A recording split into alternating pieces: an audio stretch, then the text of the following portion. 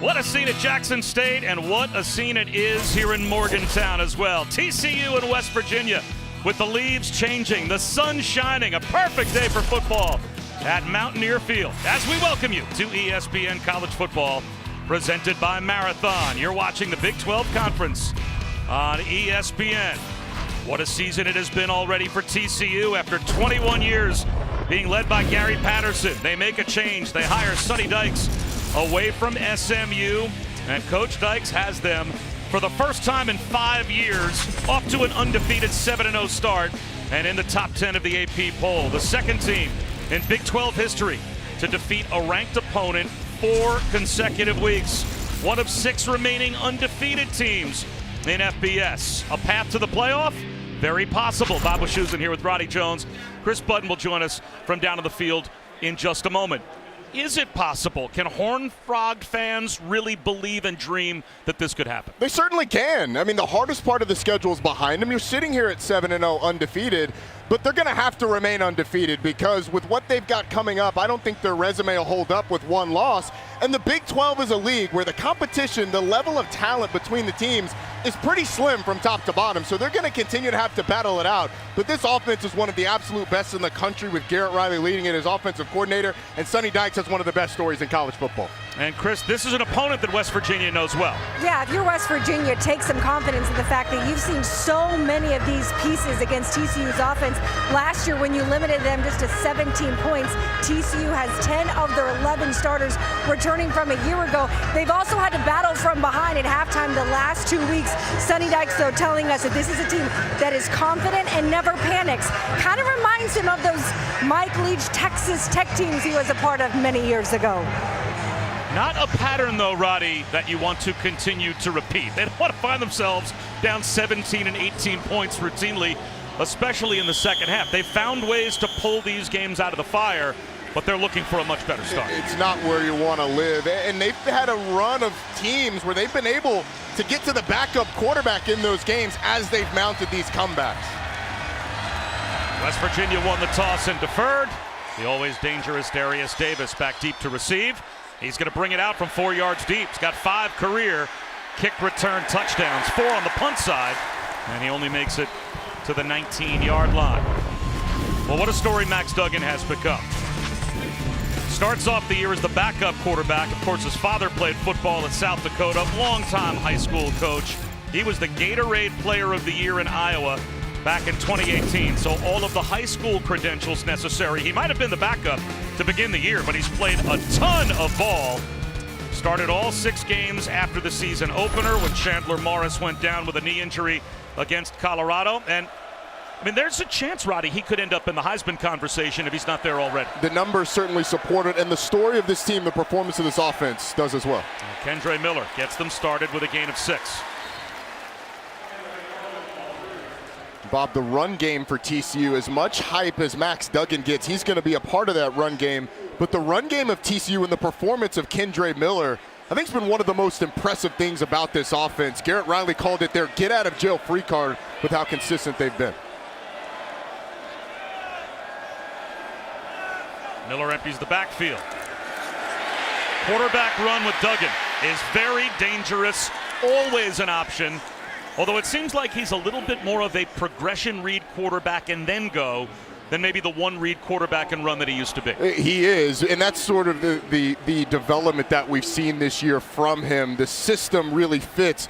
I mean, that was just a little read where if he likes it, he can throw the swing pass to the running back. If not, you've got a draw built in. They like to get him running the ball early in the game to kind of get him in the flow. They're coming after him here. The blitz picked up. He's one-on-one out to the edge. Wide open, Darius Davis. Davis stays inbounds, toe taps, and gets out at the 42-yard line of West Virginia. So the blitz picked up, and it's a 26-yard gain. As you said, Bob, it's a really nice blitz pickup. And then just one-on-one with Davis Mallinger, the spear, that sort of Sam linebacker position. That's a mismatch that TCU takes advantage of.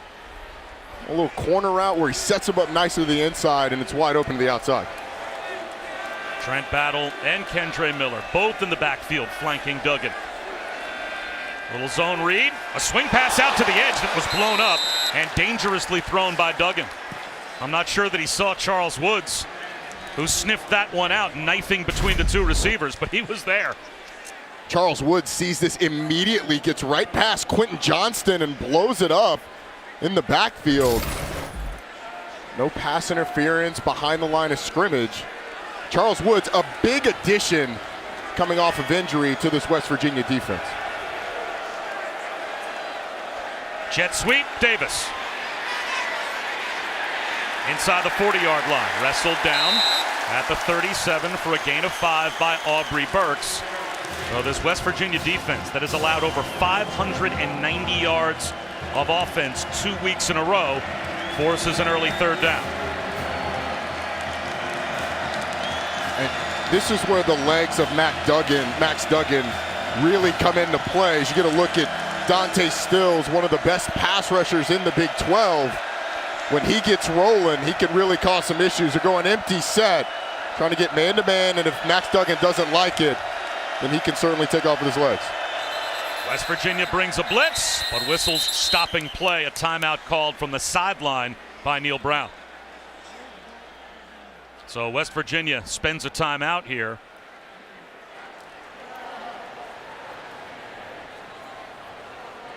So before third down and 5, an opportunity to take a look at the impact players.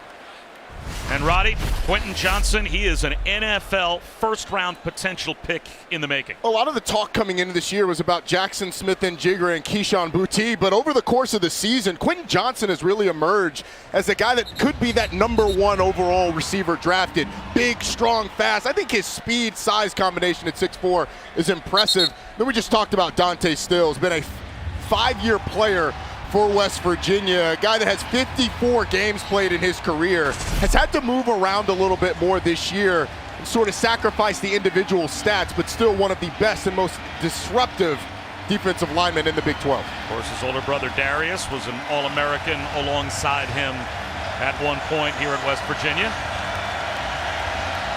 So after the timeout, third down and 5. Amari DiMercato is the running back to the left of Duggan.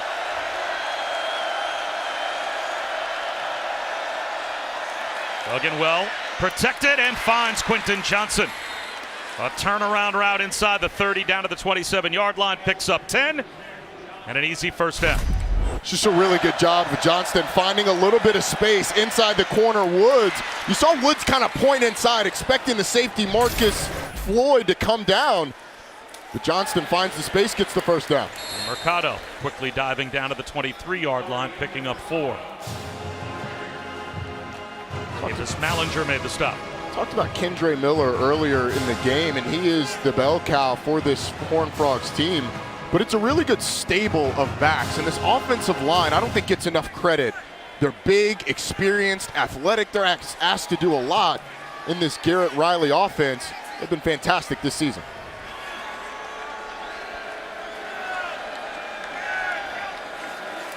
Play action. Under pressure is Duggan. He's got nowhere to go. The blitz from Jared Bartlett gets home. And is that a big negative play? Outside the 35-yard line. It's a 12-yard sack. Well, there he is, and you're going to see the guard come around and try and block him off the edge. And the speed just to get around Steve Avila, coming around, trying to block, kick him out. Bartlett able to create a big play, and these are the situations where West Virginia has to be able to get off the field. TCU is a big screen team on 3rd and long. They're going to make you tackle an open space someplace, and that's an area that West Virginia has struggled with at times. Davis in motion, 3rd down and long. Duggan fires one over the middle, and that is incomplete. Through the hands of Blake Knoll. Knoll took a shot. He's still down, slow to get up. And this may be a punting situation now for TCU. Let's see here. They're going to try a long field goal or send Jordy Sandy out to see if he can pin West Virginia deep. It looks like it will be the punt group that will come out. So a 12-yard sack knocks them out of field goal range.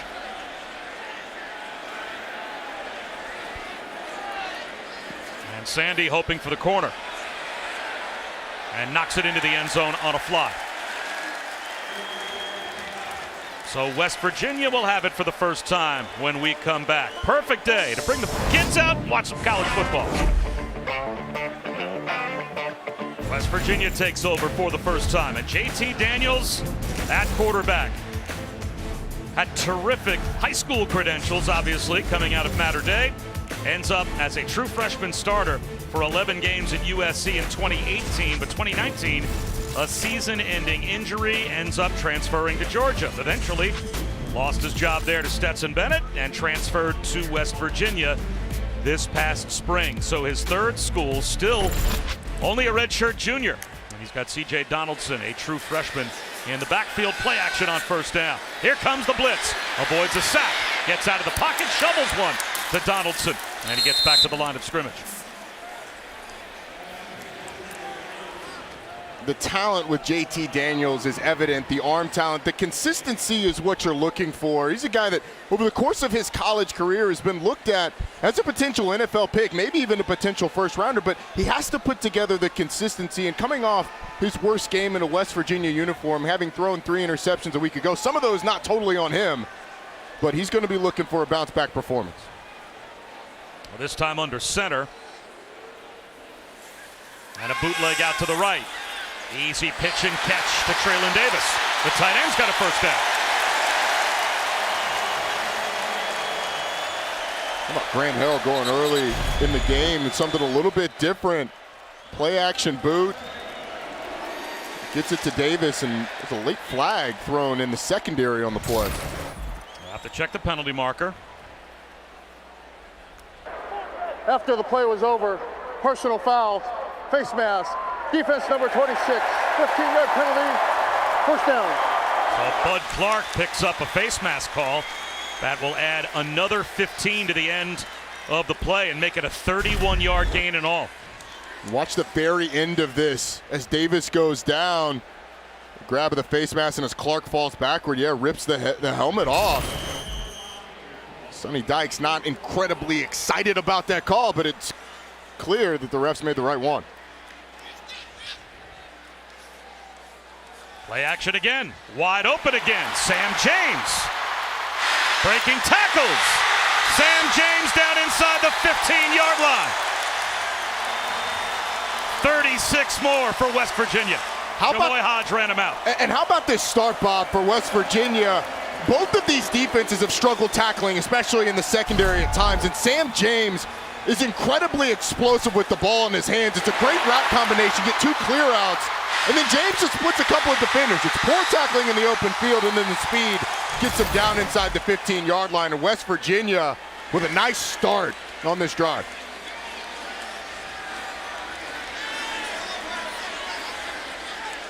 First and 10 in the red zone. A little shovel pass to Caden Prather. Flag down. Knocked out at the 9. But it looks like this is going to go against the Mountaineers. Holding, number 0, 10-yard penalty, repeat first down. Let's check our impact players on the West Virginia offensive side of the ball. We're going to start with the running back, C.J. Donaldson, the true freshman, with Tony Mathis out, a guy that had been playing really well. He's going to be asked to carry a big load. Had 125 yards on 7 carries in his first career game against Pitt. He's a really talented big back, in the defensively, Travius Hodges-Tomlinson, their best cover corner. He's going to be matched up against Bryce Ford-Wheaton a lot. He's excellent in run support as well, playing to the boundary. The nephew of LT, LaDainian Tomlinson. They keep it away from him, though, and give it to Donaldson, who finds a crease to the 11-yard line. We got the penalty yardage back and more. Picked up 12. Josh Newton made the stop. So now it's second down just outside the 10-yard line. Bob, we had a lot of talks with these coaches that come from the Mike Leach air raid tree about how important the run game is to them. Both of these teams want to run the ball as much, if not more, than they do pass the ball and find that balance. And it's been excellent when they've been able to get it going, powering their offenses. And Mike Leach has his fingerprints all over this matchup in particular. As Donaldson gets to the 5. He's down inside the 2-yard line. It's first and goal. He took Nnamdi Obiazer for a piggyback ride. 240 pounds of C.J. Donaldson, tough to bring down. Watch the two pullers, 54 Zach Frazier, 64 Wyatt Millam, just opening up the hole for Donaldson, who, as you said, incredibly difficult to tackle. A guy who they recruited sort of as an H-back, started working at running back. He's got really nice feet, great balance. Can Donaldson finish it off at the goal line? Second effort, driven back. It'll be second down and goal inside the 1. Jamoy Hodge and Mark Perry sandwiched him before he got in. Get a little bit of push on that offensive line, but it's a really nice job by Perry, who's outweighed by about 30 pounds by Donaldson, standing him up, pinning him against that pile, not letting him get in the end zone. C.J. Donaldson has 3 100-yard games during this freshman season. Missed the Baylor game with a concussion. He'll try again. At the goal line, reaches the ball out. They'll say he's short. He was brought down at the 1-yard line, and it looked like after he was down, reached the ball out as Bud Clark made an ankle tackle. I want you to watch when his rear end hits the ground. That ball not quite over yet. It's a good call by the officials. I'm with you, Bob. The backside hits first, and then he reaches out. If he reaches out earlier, it's probably good. It sets up a third and short, third and goal, and inside the 1.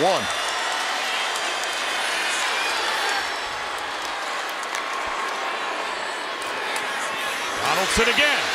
This time the push gets him home for a West Virginia touchdown.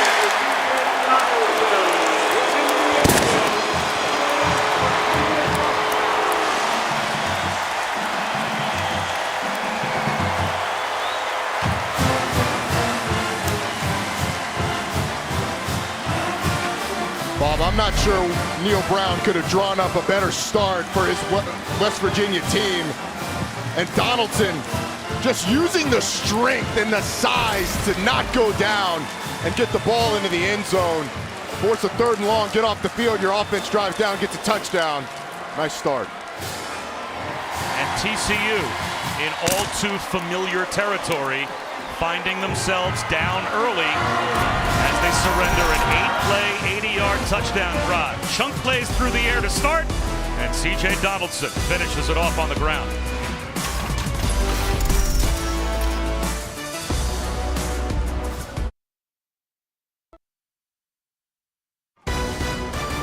ESPN College Football is presented by Marathon. Get the most out of your drive, and in part by Popeyes. Well, one of the great traditions of college football. It's homecoming weekend here in Morgantown. A perfect night last night for the parade, and a perfect day today at Mountaineer Field. Speaking of the Mountaineers, they've got the current Mountaineers and then all the older former Mountaineer mascots coming back for their homecoming as well. They had a mascot reunion on the field before the game. They've got their muskets, got coonskin caps. I don't know that I've ever seen that many coonskin caps in one place at the same time. It's a first for me. And they've got a lot to cheer about. It was an impressive touchdown drive to begin. A flag thrown on the kickoff return by Darius Davis. He breaks free and spins out to the 27-yard line. Flag back. It looks like offside, most likely, on the kickoff by West Virginia, as it was thrown right at the 35-yard line. Offside, kicking team number 6. That 5-yard penalty will be added to the dead ball spot. First down. So it is a first down for TCU. Our first chance to check in with Matt Barrett. Guys, good afternoon. Time now for your IHG Hotels and Resort Studio update. Going to check in on Syracuse and Notre Dame. Early action in this one. Brandon Joseph at the pick 6. This is the earliest defensive scored touchdown in any game all season. 7 seconds off the board, but Garrett Schrader comes back. Arundé Gadsden the touchdown. We are tied at 7 apiece at the Dome. Here's Max Duggan breaking free on first down. An extra gear and finally tripped up. Flag down, back at the line of scrimmage. Holding, offense number 18. 10-yard penalty, repeat first down. The wide receiver, Savion Williams, called for a hold that will erase what would have been a 35 run by Duggan. You're going to see him right there in the middle. It's actually 19 on the backside of the hold, and there's Savion Williams came in late with a hold on the front side as well. And it was a really good play, because even without the hold, they probably get 10 yards. It's a chunk play no matter what, and with Max Duggan's size and speed, he may break it and still have a long run. But Savion Williams, sort of a big receiver they like out in the slot to block. Toss him there. Penalties, sacks, negative plays have hurt TCU early in this one. Well, only a 4-yard penalty net as it was downfield, spot foul. So 1st and 14, wide receiver screen to Quentin Johnson.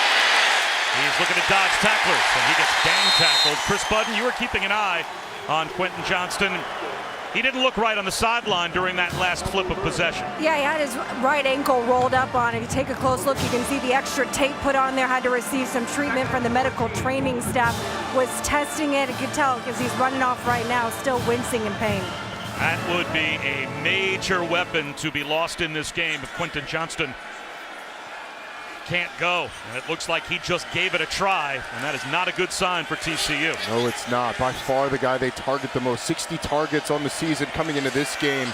Next closest was 31, and wide receiver 1 right now looks to be banged up. Duggan, he's going to look for the long ball, drops it in behind the defense to Tay Barber. House call, touchdown. Just when you thought the Horned Frogs would be in trouble without Johnston, Tay Barber goes 71 yards, and TCU an extra point away from the early tie.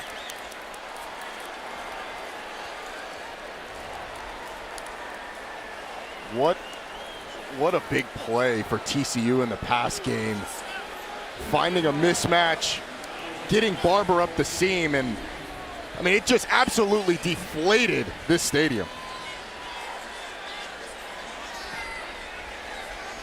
Griffin Kell ties it. Tay Barber's 3rd touchdown reception of the season and the 20th thrown this year by Max Duggan. Man, they are a big play offense. And it's because they're dangerous in so many different positions. Tay Barber gets matched up one-on-one with the middle linebacker, Lee Koba. It's a foot race to the end zone. And Tay Barber, with the throw from Max Duggan, ties it up at 7.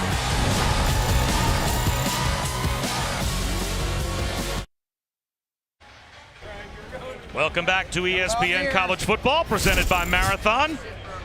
If you're still out there at your tailgate here at Mountaineer Field, you've missed a lot already. Some major early momentum swings, tied at 7. And now it's back to the offense for West Virginia. Jeremiah Aaron. Kick return out to the 25-yard line, back to Matt Barry. Bobby, we've got some action in this noon window. Upper left, SEC Network, Arkansas, Auburn, ABC, Notre Dame, Syracuse tied at 7 apiece. South Florida, Houston on ESPN2. And Roddy's Georgia Tech Yellow Jackets scooped at an opportunity for a 99-yard touchdown to score. Got tackled, settled for a field goal, up 3-0 on Florida State on ACC Network. Ramblin' Wreck off to a good early start against FSU. It's a beautiful day. The Wrecker up. Let's go. Come on, Jack. How long does that score stay 3-0? Not long enough for me to enjoy it, Bob. Let's not jump ahead of ourselves. Can we have Matt Barry ready for another Georgia Tech Florida State update? I'm imagining soon. Daniels out of the pocket on 1st down. Tucks it under. Pays a bit of a price and gets shoved out after a gain of 3. Travius Hodges-Tomlinson was there to make the stop. 2nd down and 7. JT Daniels' mobility, I think, is one of the more underrated parts of his game. You get a look at Max Duggan, who they've been working on the sideline. Got a little banged, or got a little scraped up. They had to tend to that. They had the massage gun out there. Keep an eye on the legs of Max Duggan, because they're going to be big for TCU on offense.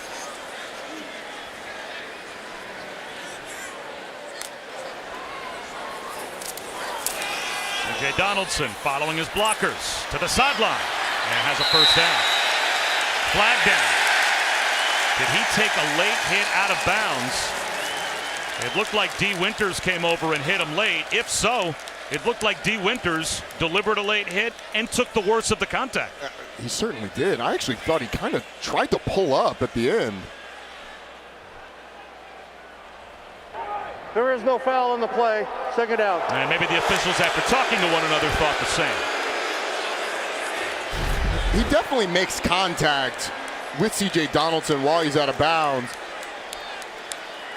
I don't know that he pulled up as much as I thought he did. I think the size of C.J. Donaldson plays into it. I always feel like if for those big guys, if they end up hitting the ground, they might get the call, but I can see why West Virginia fans would be upset. JT Daniels, after the first down run, jerks off a sack, throws one across his body, and he's got a gain of 7 to Caden Prather. Jaden Daniels, you talk about a roller coaster ride of an early college career. He goes to USC and is a starter during what should have been his senior year of high school, right? Reclassified and got there early and ends up starting about as young as you could start in college football. Heads to Georgia and then lost his job to Stetson Bennett. So 27th career start at his third different school. There goes Donaldson, breaking free. C.J. Donaldson tripped up in the red zone. Josh Newton saved the touchdown.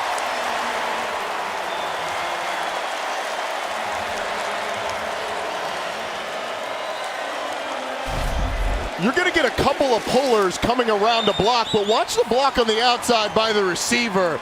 They do a great job of not only setting the edge there, but also setting the edge on the perimeter. And then C.J. Donaldson, when he gets into the open field, shows you that he's got some speed for a big man. He'll take it again, and it's a reverse. Flipped to Sam James, making men miss. Down to the 5-yard line before he's bumped out of bounds. 14 more on the reverse to Sam James, and it's 1st and goal. This TCU defense has had a tough time tackling Sam James in space. Again, out there on the perimeter, great block thrown. West Virginia's had a ton of success getting out on the edges. See if it stands up. There's a flag down. Holding. Offense number 64. 10-yard penalty. Repeat first down. So the officials wipe away the gain that would have made it 1st and goal. That'll put the ball all the way back out to the 28-yard line, it looks like. Well, Wyatt Milam shoves the defender inside, and that good block, yeah, it's certainly a hold when you got the arm wrapped around on one side and then gripping him on the other. Brings back a big play, and that's one of those linemen that get out in space with the smaller guys tend to panic a little bit. The technique goes away. What we really needed was a kick-out block, and it'd have been good to go. So now it's 1st down out to the 28-yard line. 1st and 19. Screen set up. Bryce Ford Wheaton. Inside the 15-yard line. Hodges Tomlinson bumped him out at the 13. This offensive line's missing a couple of starters. You got Doug Nestor on one side, James Demitter on the other. Out, and they've still done a nice job. Reese Smith down to the 6-yard line. That looks to be good enough for a 1st down. It's 1st and goal. And despite the penalty, they're right back where they were a moment ago. 1st and goal to go at the 6. And again, it's success on the perimeter, whether it's the receivers or the offensive linemen blocking. That's where they've had it. Justin Johnson breaking tackles. Finally turned down at the 5-yard line. Josh Foster finished him off. And remember, they are worried over on the sideline about Quentin Johnston and whether or not he'll be able to get back in the game for TCU. I think the big thing for West Virginia is they've been able to keep Quentin Johnston and this TCU offense off the field with a couple of long drives. That's sort of the recipe for success for this West Virginia offense, being able to sustain drives and keep Max Duggan and crew on the sideline. Well, they could make this the last play of the opening quarter if they choose. See when they snap the ball. Donaldson bulldozes his way to the goal line. He is short. And that will take us to the end of the quarter. It'll be 3rd down and goal for West Virginia at the 1-yard line when we open the 2nd quarter, tied at 7. It's Justin Johnson, plunges towards the end zone. Looks like he's just short as we go to the quarter number 2.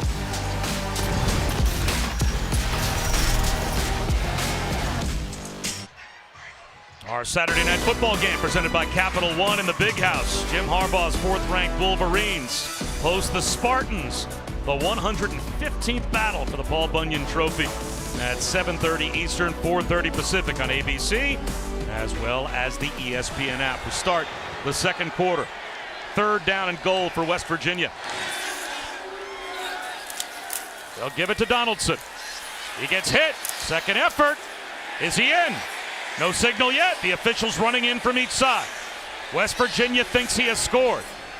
TCU thinks they held him out. Now it's ruled a touchdown.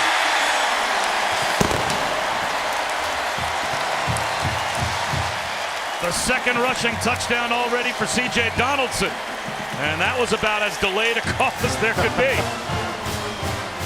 It's great strength, though, by C.J. Donaldson. Actually thought they did a pretty good job of creating some penetration. The question is, when does that right knee go down? Looked like from that view, he kept it off the ground. You got to look through the bodies.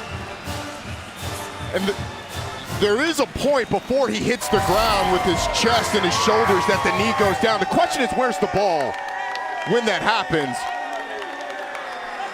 And would you, on any of the replays that you're going to be able to see in that mosh pit of bodies, ever see the football? And C.J. Donaldson's back turns towards the side where our camera is from the angle that what we just saw. Dylan Horton on the front side for TCU does a nice job of creating some penetration to force Donaldson back. And then where is the ball when that knee hits? And on that one, it's hard to tell when the knee hits as well, Bob.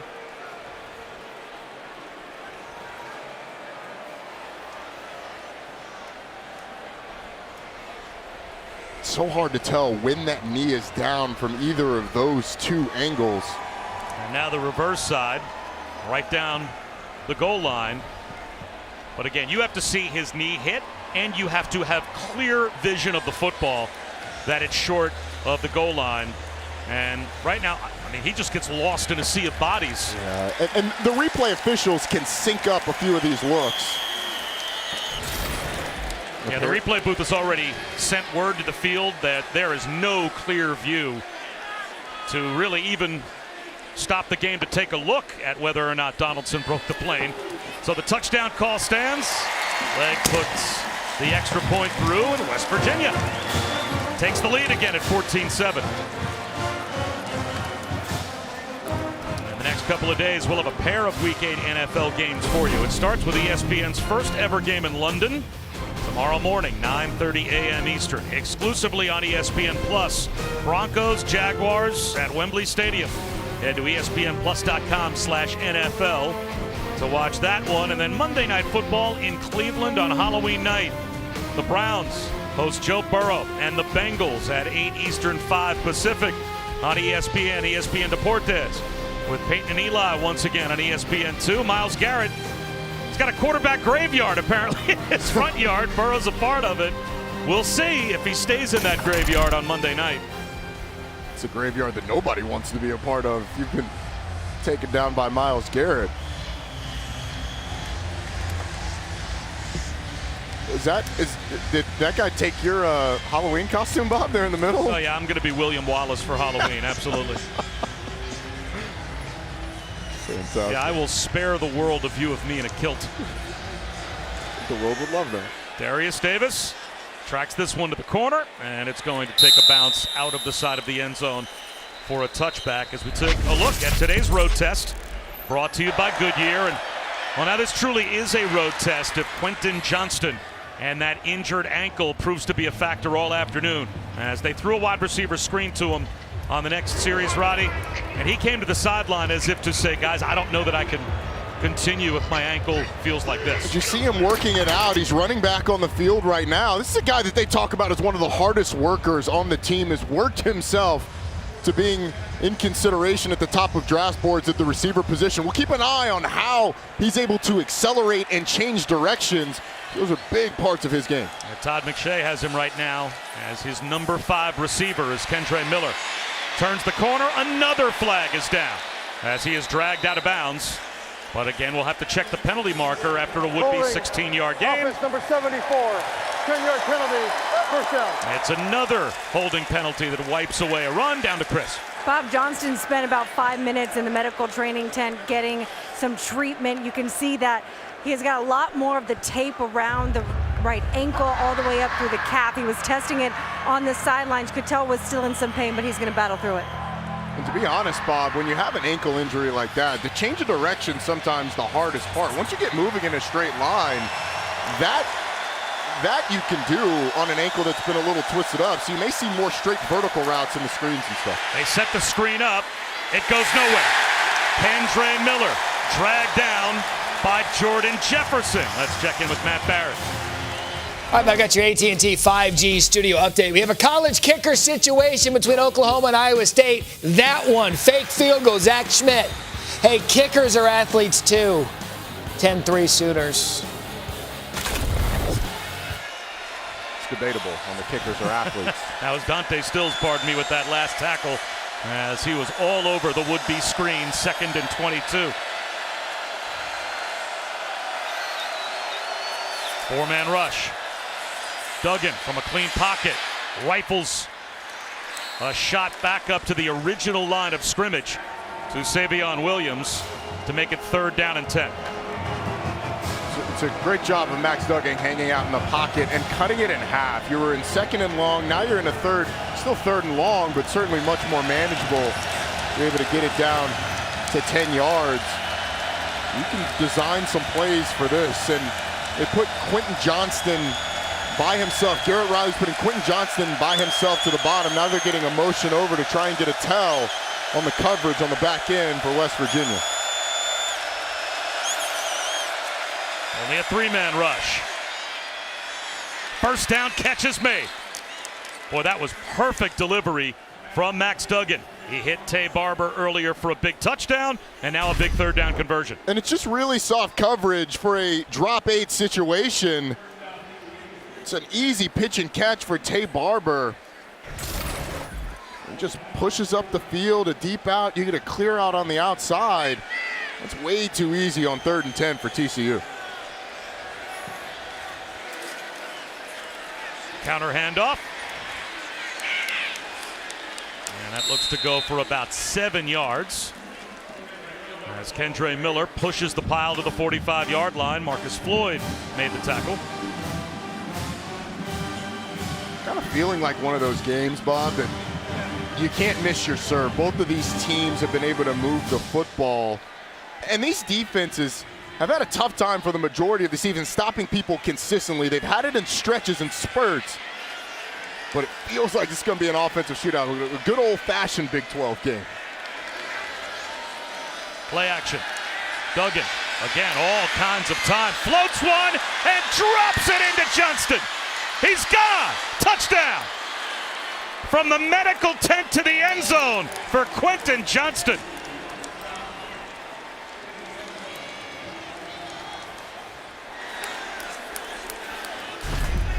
Johnston's just going to run the deep over route, and he's going to get matched up right here with number 13, Hershey McLaurin. There's going to be a little bit of contact, but Johnston fights through it. McLaurin hits the ground, and then there's absolutely nobody after that. A nice little shield block down the field by Darius Davis, but it's great design by Garrett Riley, who's now schemed up a couple of times these receivers on either linebackers or safeties, and TCU, the explosive play. Quentin Johnston's 4th touchdown catch in as many games, 55 yards. Sonny Dykes' team with another answer. They fell behind 7-0. They answered with a deep shot to Tay Barber. They fell behind 14-7. And it's Max Duggan to Quentin Johnston again for the equalizer.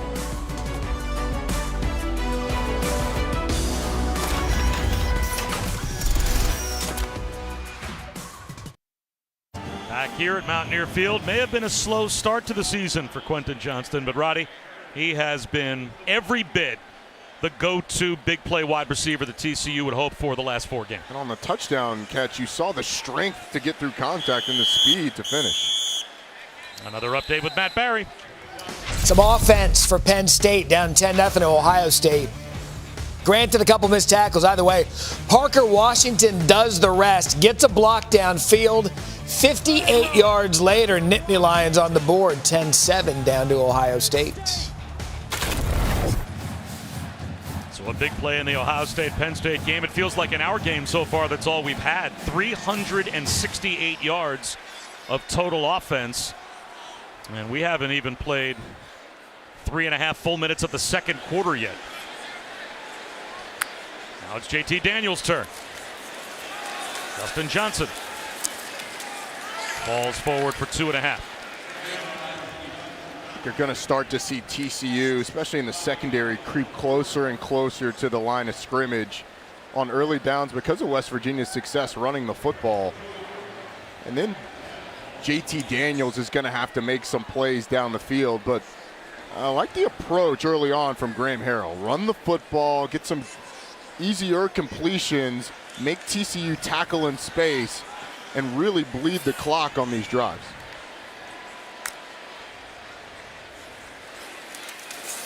Justin Johnson again.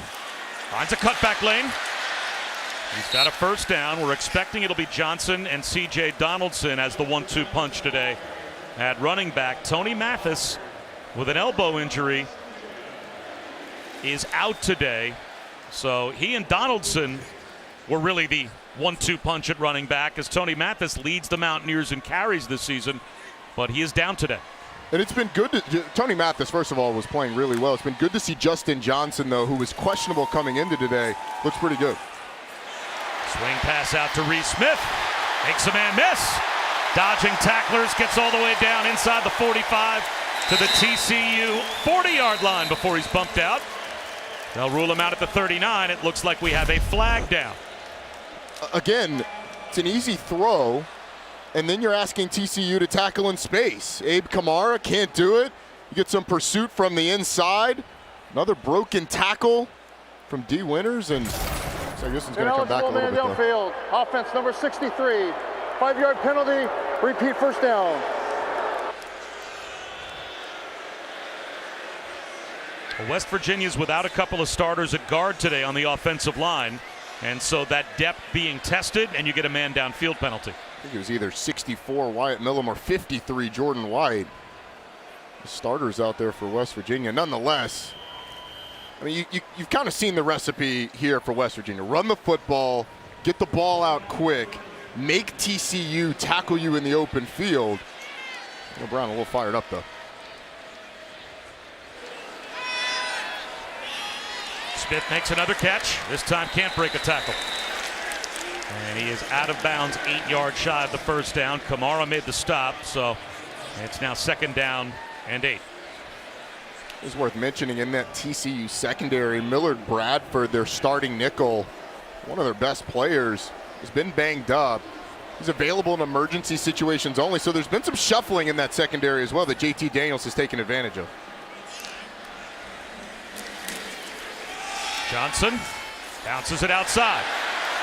Uses a stiff arm and gets run out at the 42-yard line. 3.5 yards shy of a first down by Josh Foster. So it will be 3rd down and a long 3, close to 4 for West Virginia. And now if you're TCU, I think the man coverage comes out. They're going to take away those short throws. So West Virginia, and probably heat up the pocket. So if you're West Virginia, what do you have to beat man-to-man coverage? What do you have to get JT Daniels protected and then find something down the field as they're going to go empty and try and create a little pick to the bottom? There goes Garrett Green, who is a backup quarterback. Takes a swing pass, makes a man miss, has the first down. So JT Daniels stays perfect. He hasn't missed yet. And now he throws a swing pass to his fellow quarterback. And Garrett Green is across the 50-yard line. Talk about a wrinkle. You bring the backup quarterback in, you throw the swing pass. Abe Kamara actually does a pretty good job of shooting through, but misses the tackle. JT Daniels happy with what he sees down the field. And another first down conversion, another 3rd down conversion for this West Virginia offense.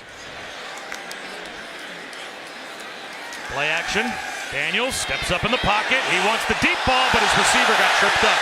See if a flag comes out. Caden Prather is looking for a flag. Neil Brown, the head coach, all the way downfield, complaining as well. Morgantown not happy collectively as no flag is thrown. That's JT Daniels' first incompletion. I think you actually could have gotten a hold on the back end of that. Their feet kind of get caught up, but watch Josh Newton. You see the tug on the back. A hold should have been called there. I'm not sure it caused the trip, but it's certainly an infraction. This West Virginia crowd was all over it. Yeah, if that ball's in the air, that's pass interference. Johnson. Tough to bring down. Jitterbugs for 4. West Virginia's 3 for 3 on third down, facing another one here, 3rd down and 6. I love those little moves by running backs in the hole. Put a guy in the matrix by just a little what's happening, a little inside, outside. Able to get up in there and make something out of nothing. Garrett Green is back on the field in the slot left. So the backup quarterback.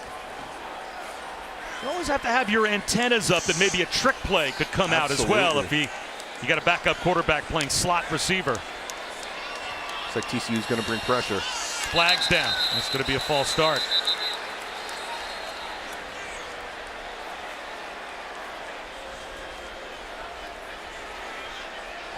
False start. Offense number 13. 5-yard penalty. 3rd down. After literally fighting for his motherland, Ukraine, former 3-division world champ Vasily Lomachenko is back and looking for a title fight. But first he has to get past Jermaine Ortiz. It's 12 rounds of top-ranked boxing lightweight main event action tonight, exclusively on ESPN Plus. Coverage from the theater at Madison Square Garden begins at 5:30 Eastern, 2:30 Pacific. The main card at 10 Eastern. Daniels, pressure coming from the backside, and the ball comes out wobbly as he was hit. Daniels running downfield. He thinks that's a fumble. It gets scooped up by Hodges Tomlinson. And let's see if the officials rule this.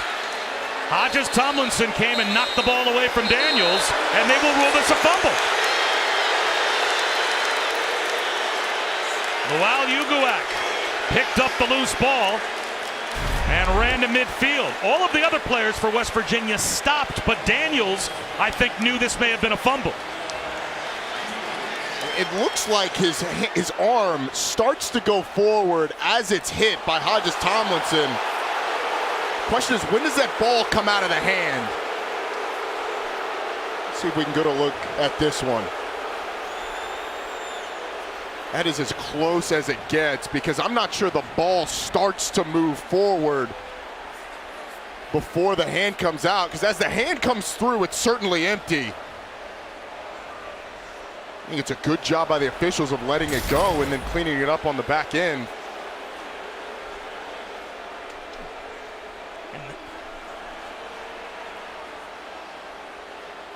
From the 2 looks that we just saw, though, Bob, I think at best it stands, but he has to have firm control of the football as his hand starts to come forward. And the moment that his hand starts to come forward, if he's got control of the ball, it's an incomplete pass. But if that ball's coming out, further review, the ruling on the field was a fumble recovered by the defense. And they have now ruled this, as we said, a fumble on the field. We'll see what the replay booth has to say about it when we come back.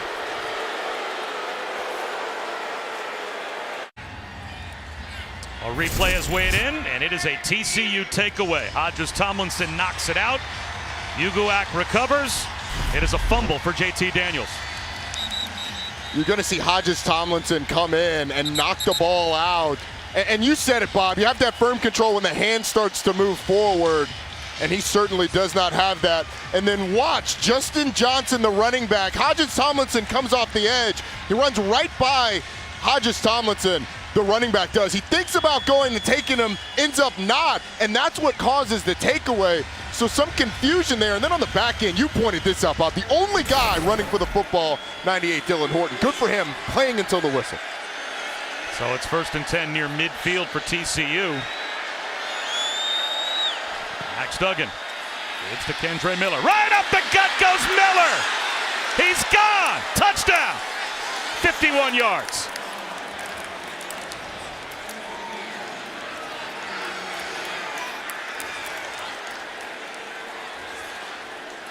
One snap after the takeaway. Kendre Miller guts the West Virginia defense. I'm not sure he was touched. I think Max Duggan may have touched him as he was handing the football off and then patted him on the back and sent him on his way. The definition of hitting your head on the goalpost. A great job by the offensive line, parting the Red Sea for him to run through. All 3 touchdowns for TCU, at least 51 yards. 2 through the air, 1 on the ground. As Kendre Miller's got his 11th rushing touchdown of the season.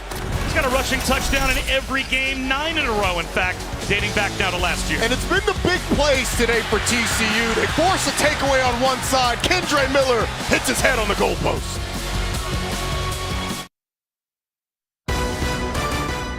ESPN College Football, presented by Marathon, is brought to you by Goodyear. Discover the possibilities. Goodyear, more driven.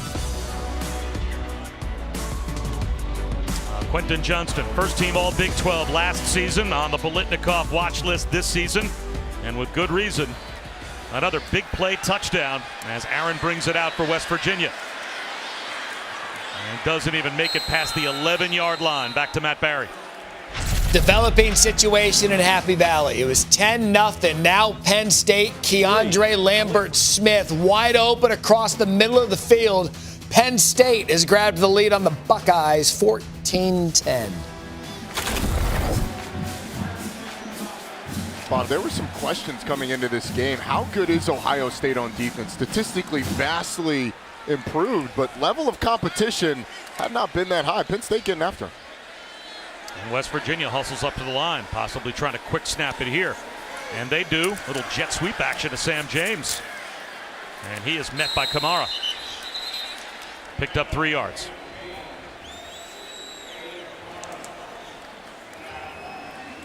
A bit of a different look from West Virginia.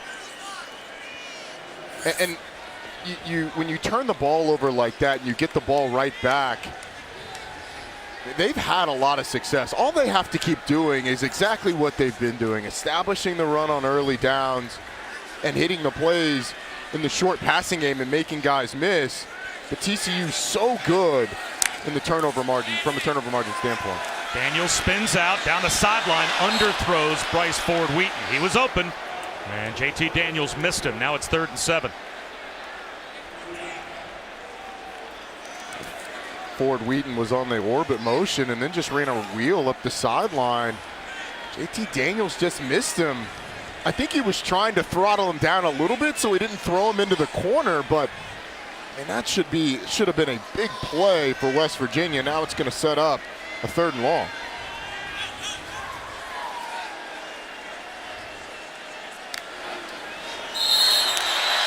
Contact made. Time on Mitchell jumped offside, and now he immediately goes to the sideline in shame. He's going to go over there and try and hide while they announce his number. He's 315 pounds. It's tough to hide, big fella. He ran right through the team. Offside. Defense number 91 with contact. 5-yard penalty. 3rd down. He's still short of the 1st down. It's still 3rd down and 2. But Tymon Mitchell ran right through his teammates, right behind the bench. Let me get away from Coach Dykes real quick. Where can a 315-pound guy hide that the coaches can't see him? It's a cardinal sin when the nose tackle who's looking at the football right over it jumps offside. He knew it. A run for Donaldson. Very close. It looks like he just squeezed the ball to the line to gain. And it looks like the officials are going to say without measurement that yes, indeed, it is a Mountaineers 1st down. It's so frustrating for TCU because you have West Virginia in 3rd and long. They created 3rd and short, just hand it off inside. These running backs have really done a nice job behind this offensive line, finding space both inside and then getting out on the perimeter. But that time, Donaldson just finds a little bit of space and gets the 1st down.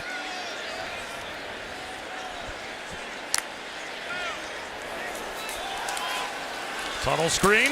Prather bottled up and tripped up.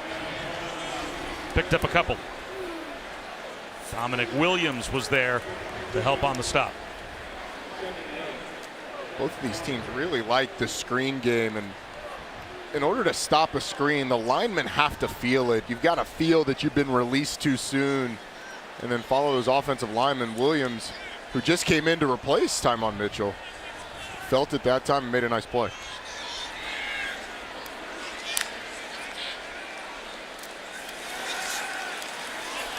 Shot down the sideline, but stopping his route was Cortez Sprayham. And Daniels well overshot him. Kamara was there in coverage, but that looked like miscommunication between quarterback and receiver. It was, because JT Daniels is looking at the corner and thinking, all right, Braham's going to take it vertical, but the safety comes over the top. Braham reads the safety and kind of throttles it in the zone between the two. A couple of times we've seen some miscommunication setting up 3rd and longs. West Virginia 4 for 5 on 3rd down. Here comes a blitz. Daniels, same shot play. This time it is caught. Bryce Ford Wheaton climbs the ladder, makes a terrific contested catch for a West Virginia 1st down. Graham Harrell talked to us yesterday about the importance of their big receivers playing big. Ford Wheaton's one-on-one with Keon Stewart down the field. JT Daniels puts the ball up, gives his receiver a chance, and the 6'3" Ford Wheaton comes down with it. Sam James wrestled out of bounds after picking up 6 on 1st down.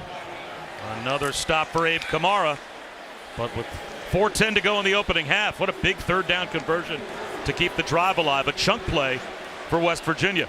It was huge, and a couple of the interceptions that JT Daniels threw a week ago were on balls like that, down the field, where his receivers either have to help him by knocking the ball down or coming down with it.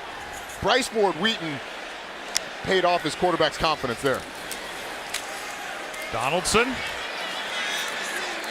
tough to bring down.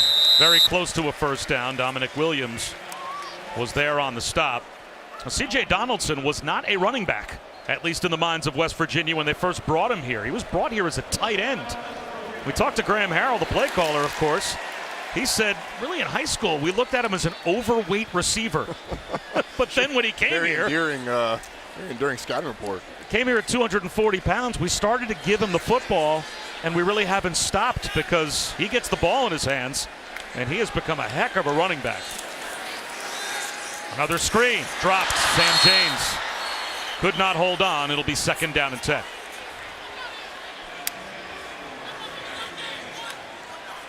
And Graham Harrell told us, C.J. Donaldson, we knew he was a good athlete, but I think it's a testament not only to Graham Harrell but also to Neil Brown, the offensive coaching staff, to think outside the box, right? Take a player and put him in a spot where you're trying to accentuate his best traits, even if it's a position he's never really played before.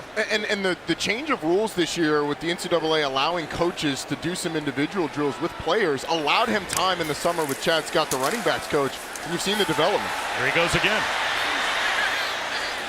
Inside the 30-yard line, down to the 29. So it's going to be 3rd down once again, and 6 for West Virginia. And is that Donaldson that's down and hurt?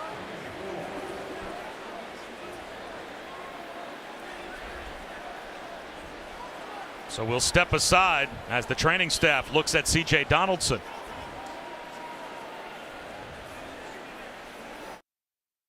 Coming up on the Lexus halftime report, Ohio State, Penn State, back and forth. Buckeyes finally getting tested. Plus Syracuse and Notre Dame locked into a tight one in the first half. For the Big 12 audience, Oklahoma, fake field goal has them over Iowa State. Dan Mullen, Joey Galloway, join me coming up on the Lexus halftime report. Well, Matt, we've got a tight one here. West Virginia now without C.J. Donaldson to go along with no Tony Mathis. So they're without their top 2 running backs. That's Justin Johnson to the left of JT Daniels. Crucial 3rd down after the injury timeout with the clock rolling. Daniels sings one to the sideline, coming back to make the catch, Prather. And he's down to about the 12-yard line before he's brought down.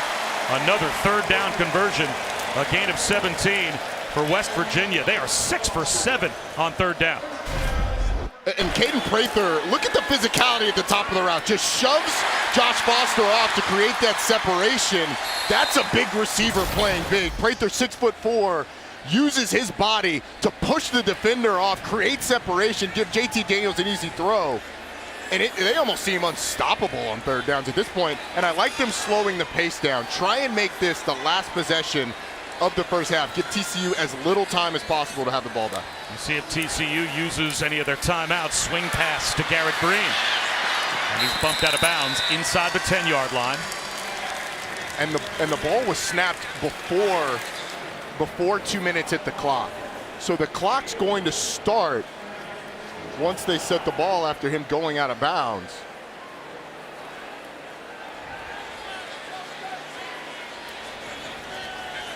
They haven't cranked it up yet. Well, it stays stopped inside of 2 with the 13th play of this drive coming here on 2nd down and 6. Also no Hodges Tomlinson on the field right now for that TCU defense. TCU shows blitz. They'll run right behind it. Johnson got to the 5-yard line. And now I would think if you're TCU, you should use a timeout. Yeah, I agree. Save some time for your offense. And that is what Sonny Dykes will do. Especially because you got the clock stopped. Again, looked to me like he went out of bounds a little bit earlier to get the conference spotlight. And it is the Big 12 Spotlight brought to you by T-Mobile. 3 Big 12 teams ranked, of course, led by undefeated TCU at number 7. How about Spencer Sanders going for his 12th win against a ranked team that would tie Joe Burrow for the most of any quarterback over the last 5 years? And good game between Oklahoma State and Kansas State later on this afternoon as well. The Big 12 is as exciting a conference as there is in the country. You get a team, you look at the standings, and Iowa State's at the bottom of the Big 12 standings, and you look at their games, and they've been so close in every single one. And we said it earlier, but from a talent standpoint, the disparity in this league is not as wide as it is in some of the others. You don't have an Ohio State, a Michigan, and then everybody, and a Penn State, and then everybody else, or a Clemson, and then everybody else. Everybody in the Big 12 right there together. So Travius Hodges Tomlinson, best defensive back for TCU, on the sideline. They're working on his calf. Here's a big 3rd down again. Justin Johnson. Short. TCU is forced 4th down. Popping out of the pile with the football is Mark Perry, but it looked as if the officials had ruled Justin Johnson down.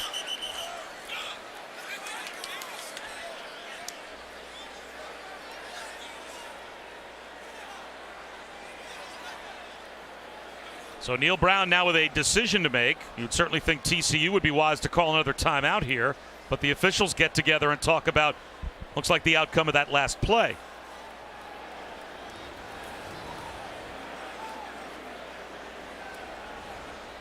Rolling on the field that the runner was down. 4th down. Timeout, TCU. So there is the TCU timeout, and it makes it 4th down and about 1.5 yards. Well, this season, All-State will celebrate every field goal and extra point made by participating universities by making a donation to the university's General Scholarship Fund. Thank you to All-State. And we were talking, Roddy, a moment ago about if you're Neil Brown, how you approach this game strategically. This is a chip shot field goal, 4th down and about 1.5 yards. But do you come into this game realistic about your defense, saying threes probably don't help me against TCU? Even if it's still early in the game, in the first half, are you going for it on 4th down because you feel like you have to have 7s when you're within striking distance? In this situation, I am.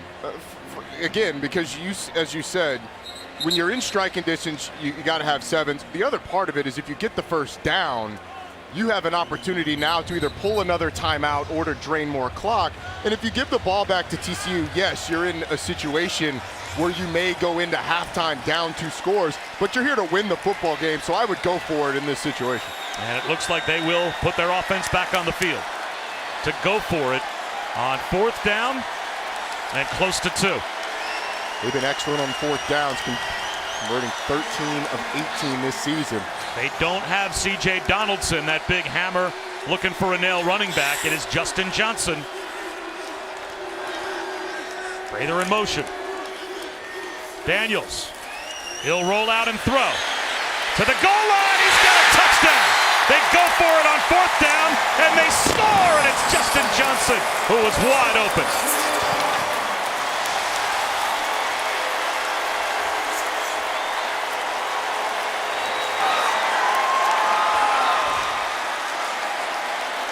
It's a really nice play design by Graham Harrell. It's almost like a two-point conversion play that they roll out on a 4th and short. Frees up Justin Johnson. And Neil Brown going for it on 4th down pays off. Graham Harrell dials up a 15-play touchdown drive. And we're deadlocked at 21.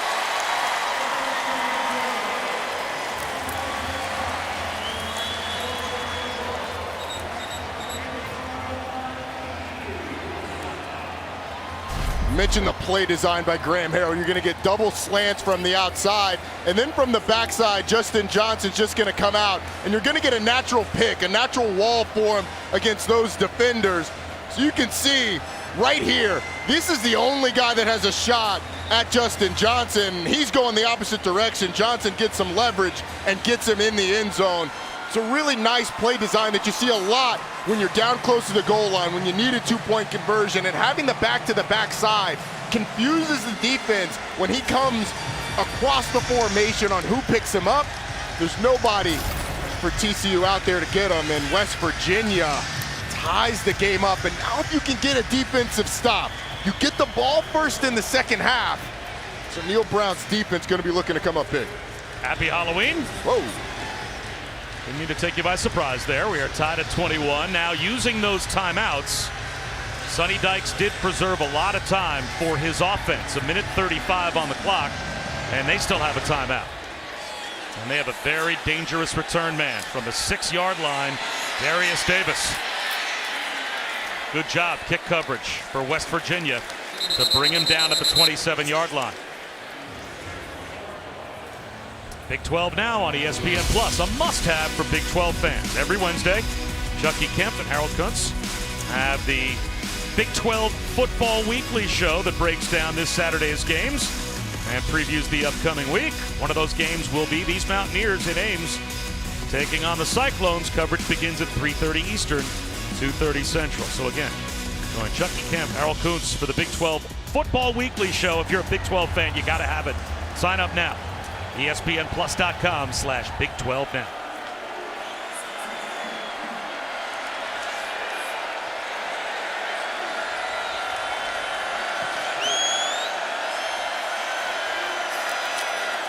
Screen pass on 1st down.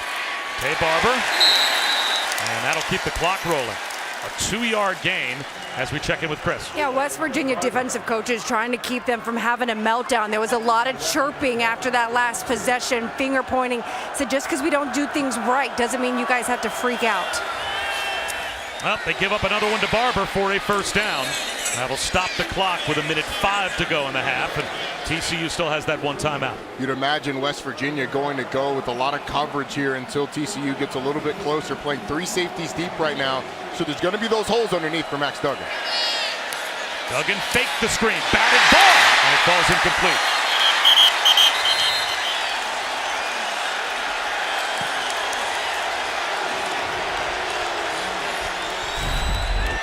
It's a nice job of West Virginia knowing they're not going to get to the quarterback. So you get close enough, does Jordan Jefferson, to get that big mid up in the air, bat the ball down. But because of those 3 safeties and the corner squatting, it almost operates like cover 2 behind the corner and in that little hole in front of the safety. 8 straight completions for Duggan before that batted ball. So he's been hot. Well protected here. Up the seam, low throw, bats up in the air, and off the carom, it hit the ground. The crowd thought it may have been an interception, but it is ruled incomplete. Hershey McLaurin got a hand on it. Good break by Hershey McLaurin. As it goes, straight down to the ground, up in the air. Although you could get a little bit better sales job on the back end of that. Naeem Muhammad. So now it's 3rd down and 10.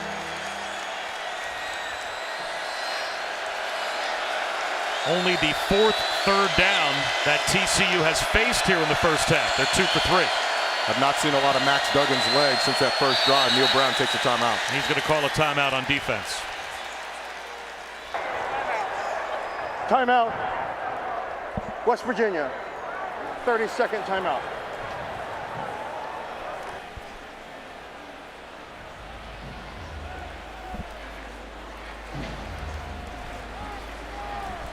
Well, you knew this was going to be a tough place for Sonny Dykes' team to play.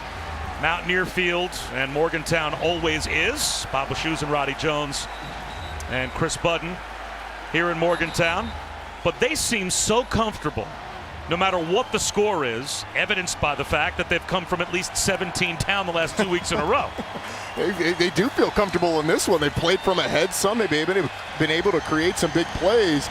But this is a mature team. It's a lot of the same guys that have been playing for a number of years for TCU. And Sonny Dykes talked about the confidence that they have in every situation. No need to call on that confidence here. Tay Barber in motion before 3rd down and 10. 3-man rush. Duggan, hole shot, squeezes it in. Darius Davis.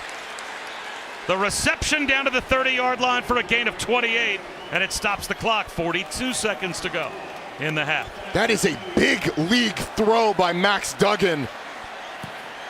He's looking deep, directing traffic, and he's just going to hoist this one to the sideline and throw it into the stands. But that pass 2 plays ago from Duggan is worth another look. Look at his eyes, scanning to the right, coming back to his left, in front of the safety right before the underneath defender gets there. And Darius Davis, the concentration to hang on to it. That's a heck of a football play in a 1-minute situation where you're trying to get a score before the half.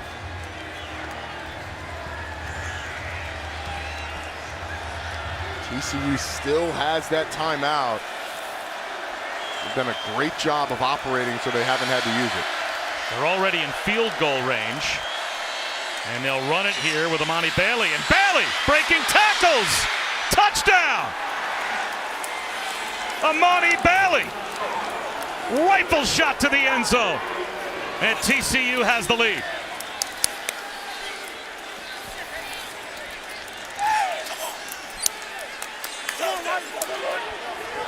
How about Garrett Riley?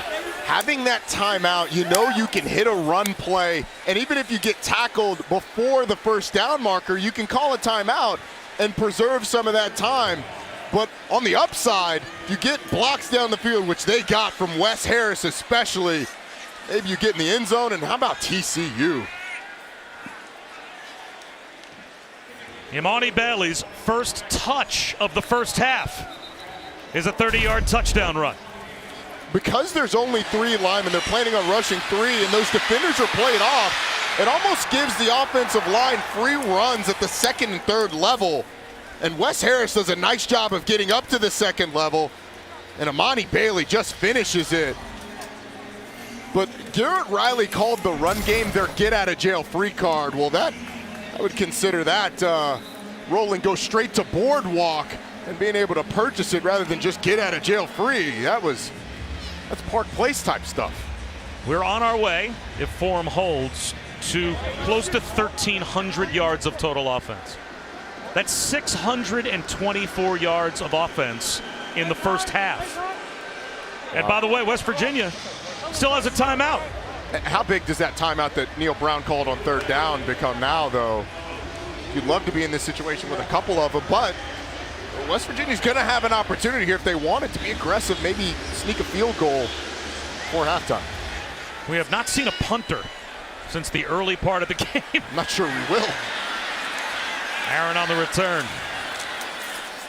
Shy of the 20-yard line. The Saturday night football game presented by Capital One will be in the Big House. Jim Harbaugh and Michigan taking on cross-state rival Michigan State.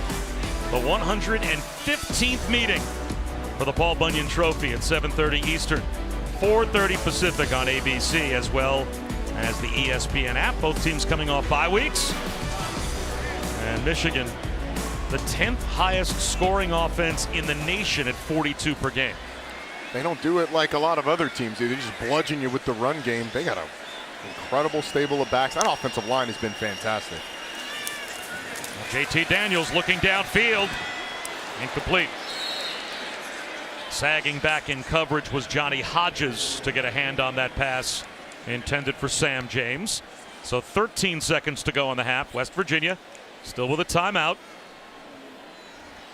Curious on how aggressive West Virginia is here. With that timeout, you can get something past the first down marker. Maybe you can run up and spike it or use the timeout. Get in position, heave one to the end zone.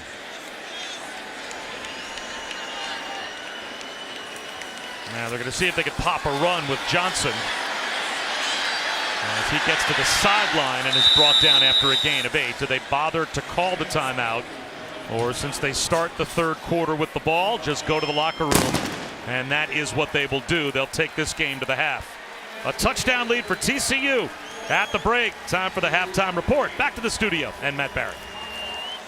Bob Wischusen, thank you so much as we welcome you into the Lexus Halftime Report. First halftime. Back to ESPN College Football presented by Marathon.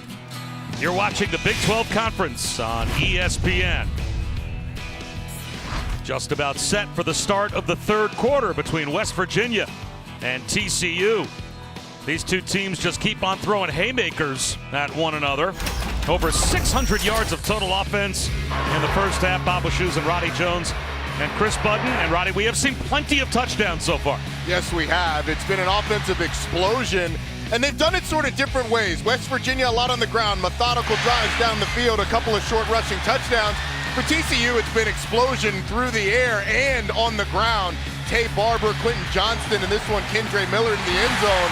But West Virginia responded. That was Justin Johnson on a touchdown. But right there, before the end of the half, you had Imani Bailey power himself into the end zone on a run late in the first half. So it's been an explosion of offense, and it's been a lot of fun. And Chris Budden, hopefully you didn't speak to any defensive coordinators at halftime. No, well, Sonny Dykes would like a little bit more of their defense, some more physicality. He said, we're not getting off blocks. We're where we want to be, and we want to be in position. We're just not taking guys down. For Neil Brown, the message to his team is fight. It's been that all season. They're where they want to be. They do get some good news. C.J. Donaldson will play in the second half. That's huge for West Virginia. Already without Tony Mathis, as we talked about in the first half, their lead bell cow running back. C.J. Donaldson close behind as the clear-cut number 2. Those two kind of shared top duties as the running back for West Virginia. For Donaldson to be healthy in the second half, or at least be able to play, is big for the Mountaineers. He was such a dynamic player for him in the first half, from his feel, his tough running inside. As you mentioned, at running back, they are very thin right now past the two guys they have playing. So it's going to be huge for a West Virginia team that wants to run the football. West Virginia starts the third quarter with the ball, down by 7. And it will be a touchback. Again, Bob Wischusen here with Roddy Jones. You saw Chris Budden. All right, which of these two defenses has a button to push in the second half to slow things down? Because both teams just moved the ball at will in the first half. I would say from what we've seen, it's probably TCU's, because theirs has been really a tackling issue as much as anything, not being able to tackle running backs and receivers in open space. For West Virginia, they have had some bad matchups. Receivers matched up on linebackers or safeties. That's a little bit tougher to correct. There's only so many guys you can put on those fast guys. So I think TCU is probably the more likely of the two to start getting stops just by bringing the ball carrier down. JT Daniels in the first half, 14 of 19, 163 yards and a touchdown. And he'll roll out on first down. Scooped up by Sam James. And they start off with a pitch and catch. It looks like first down. Jamoy Hodge made the stop. West Virginia go to that under center play action. Hit it to a guy in the flat a couple of times. Nice little wrinkle, giving TCU a different look under center as opposed to being in the shotgun they are most of the time. Sam James leads West Virginia, but 8 different players with receptions in the first half. And now C.J. Donaldson, who's creeping up on his 4th career 100-yard game. Hodge brings him down. So Donaldson now with 87 yards rushing to go with 2 touchdowns. And West Virginia's defense, we talked about who's more likely to get a stop. West Virginia's defense is the one that's created a turnover in this game. Donaldson again. maybe a couple of yards. Travius Hodges-Tomlinson, who we saw off the field to end the first half, they were working on a calf injury, is able to start the second half. So that's a big injury return for the TCU defense. It certainly is. Not only in coverage, but from a run support standpoint, playing that boundary corner at his size, 5'9", 180 pounds. Does an excellent job in run support, which will bode well for him at the next level, where he's likely going to be in that nickel position. 3rd down and 6. Here comes a blitz. Daniels one-on-one down the sideline. Incomplete for Ford Wheaton.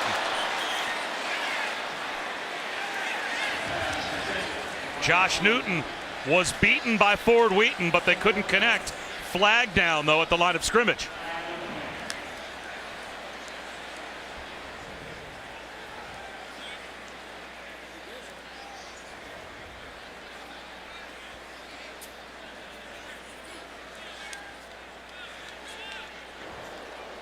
After the play was over, unsportsmanlike conduct. Offense number 53, 15-yard penalty. It will be 4th down. That is number 53's first unsportsmanlike foul of the game. It's a big stop for TCU on the defensive side of the football, caused by Bryce Ford Wheaton, who disengages. But you see right there in the middle, Jordan White, number 53. Gets pushed to the ground. And it's always the second guy. I mean, you take a swipe at a guy's face, and that's going to get called every time. So the rugby-style kick, the first punt of the day, and now getting run into on the return was Darius Davis, so the flag comes out. I would have to think it's got a good chance to be kick-catch interference, which would be another 15-yard penalty.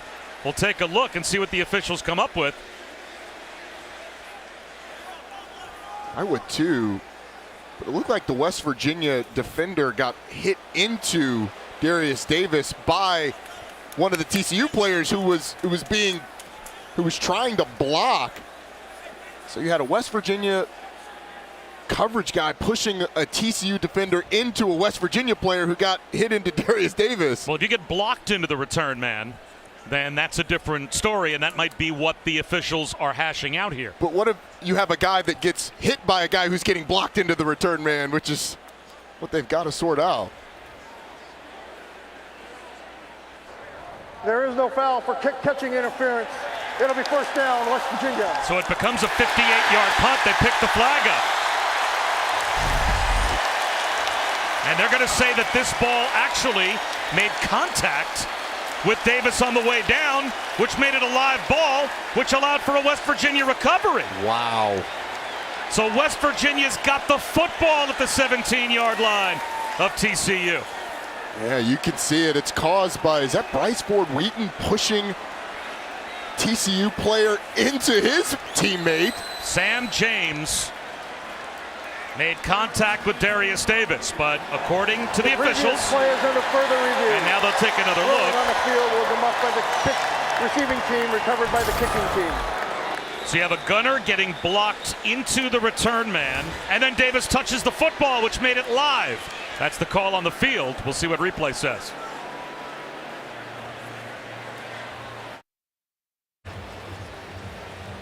(28-21), TCU has the lead, but the ruling on the field a moment ago was that West Virginia would end up with the football. Sam James blocked into Darius Davis. The ball's not touched.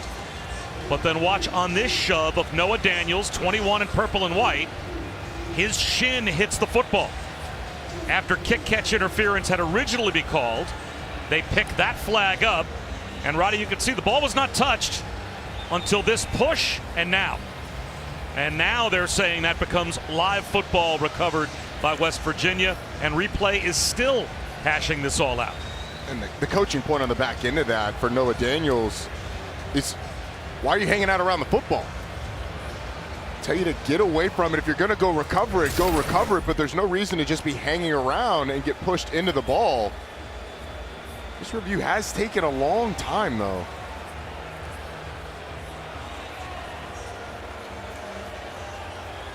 And the crowd's starting to get antsy as well. They began this review at the beginning of our commercial break. We are now well back from commercial break, and you can still see the conversation is still going on.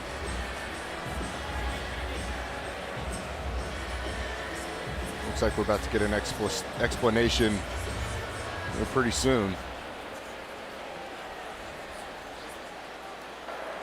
After further review, the ruling on the field stands. First down, West Virginia. And not surprising. I'm not really sure what through that entire review would have been something that would have overturned the call on the field. In that situation, I'd love to get a little bit more explanation too, just to get an understanding of what they were reviewing as well. A little bit more, or maybe any explanation might be more. But I mean, it's a turnover for TCU, and it counts the same effectively as a takeaway for West Virginia on offense, getting new life. And now you feel like you have to punch this one into the end zone. TCU offensive is going to be tough to stop. And Sonny Dykes not real happy about the explanation and how everything has turned out for his team.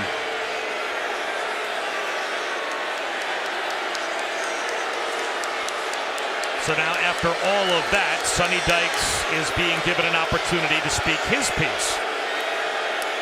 And ultimately this ends up with West Virginia with the football in the red zone at the 17-yard line.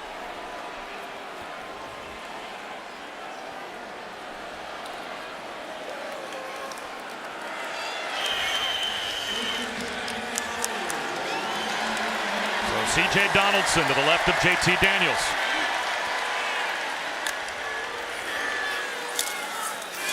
Donaldson, not much up the middle. Dragged back near the line of scrimmage. Caleb Fox wrapped him up. Both because of what West Virginia has done today, and you're now inside the 20. TCU's going to commit a lot of bodies towards stopping the run. West Virginia's had those opportunities down the field to catch some jump balls. Bryce Ford Wheaton just had one that he let go. They take that shot. Trying to turn the corner is Donaldson. Inside the 15. Down to the 13-yard line, picked up 4. So here's a big third down, especially you would think for the TCU defense in the red zone. If you can get a stop, what a huge momentum swing that would be for your team. We'll see what Graham Harrell has in mind. I would imagine Neil Brown has told Graham Harrell, hey, if you can get to fourth and short, we're going to go for it here. You're down 7. You've stolen a possession. They went for it on 4th and short in the first half. They've been aggressive. They know field goals aren't going to cut it here. Joe Gillespie has to get his defense prepared to likely play 2 downs. Daniels. Scrambling. Tripped up at the line of scrimmage and falls. That'll be a sack. Dylan Horton got him around the ankles. He lost a couple of yards. So now it'll be 4th down, but this is at least 7, if not 4th and 8. And it looks like that will compel Neil Brown to settle for a field goal. The sack in that situation, huge for TCU, because you essentially take the decision out of Neil Brown's hands. You have to kick the field goal now, but what a play for TCU, getting the pressure, getting the quarterback on the ground, and forcing the field goal attempt. First sack of the season for Horton. And the field goal from 33 is through for Casey Legg. But that is a big win for the TCU defense as special teams ends up giving West Virginia, Roddy, a gift-wrapped opportunity to maybe score 7. But your defense responds. Offense has carried them so much, but this time the defense gets him out of a jam.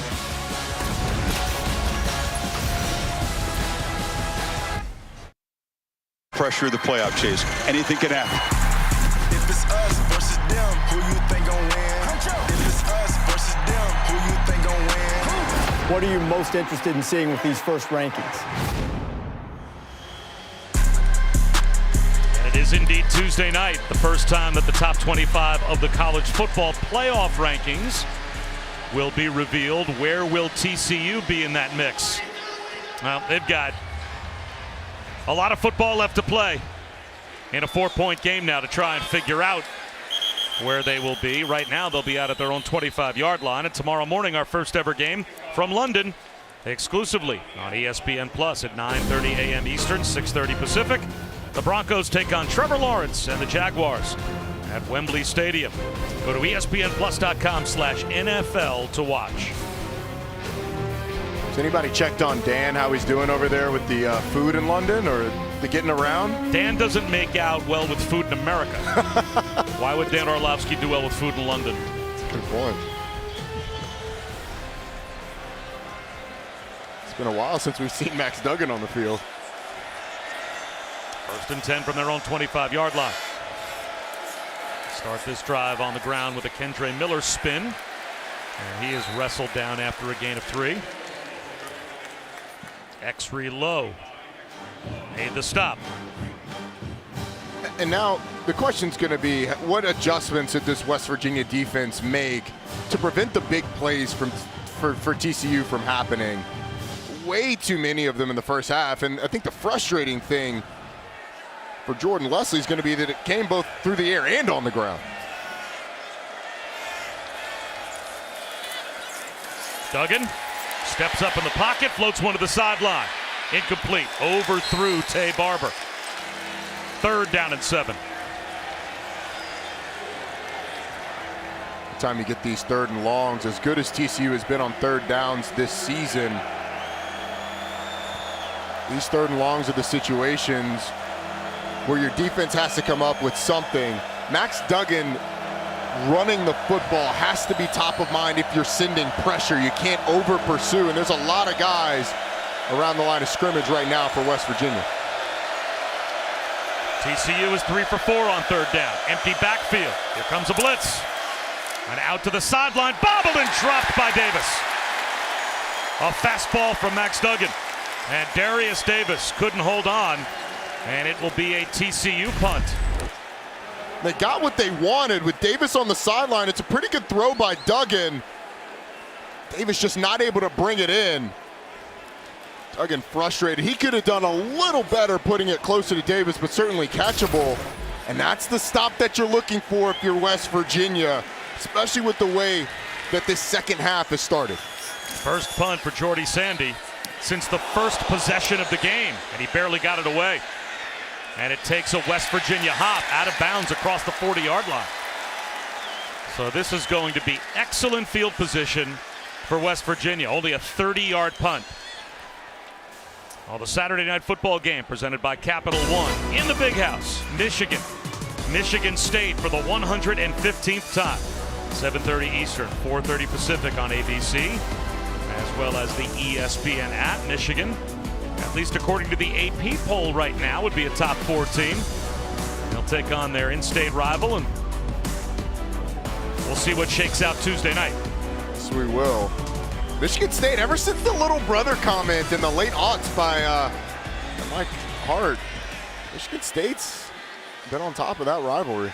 Daniels over the middle, throws it behind Cortez Braham, but he does a great job to reach back and make a 16-yard catch in front of Mark Perry. It's a big-time delivery by JT Daniels. A really nice catch on the back end by Braham.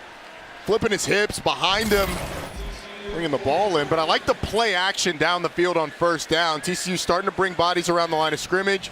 Quick flash fake, little dig behind him, able to complete it.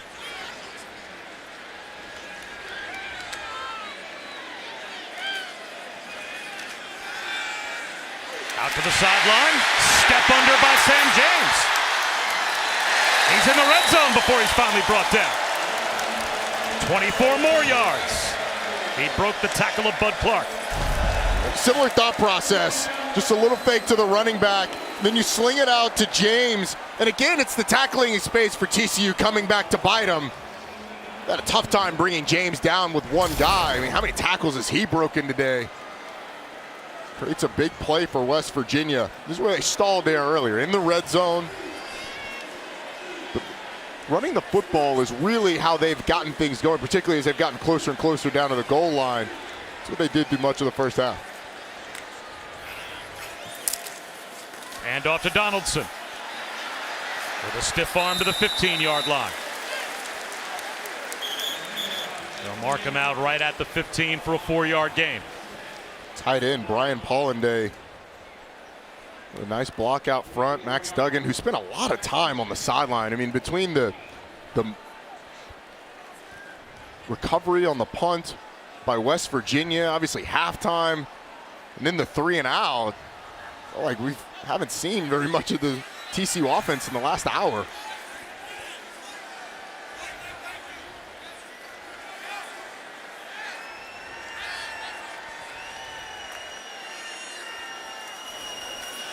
Donaldson hammers his way down to the 12-yard line.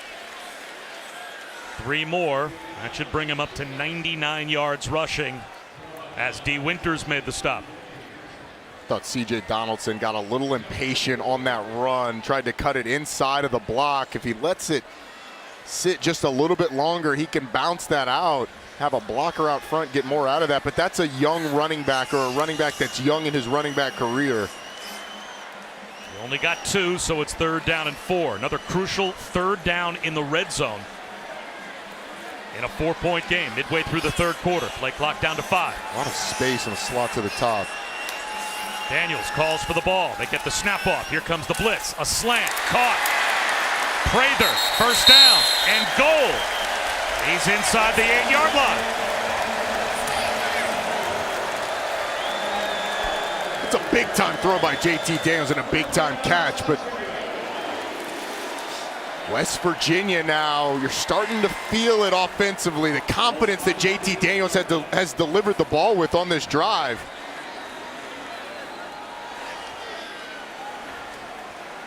No Tony Mathis. So it's C.J. Donaldson and Justin Johnson sharing the load. Bryce Ford Wheaton, he gets a try on the ground. And that time, the TCU defense was ready in the form of Johnny Hodges.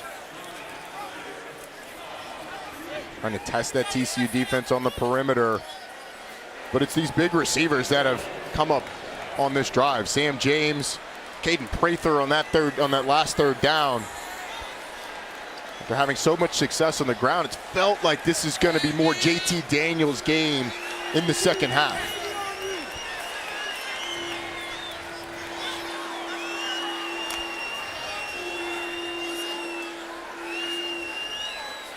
Quarterback run. Daniels to the 4-yard line. It'll be 3rd down and goal.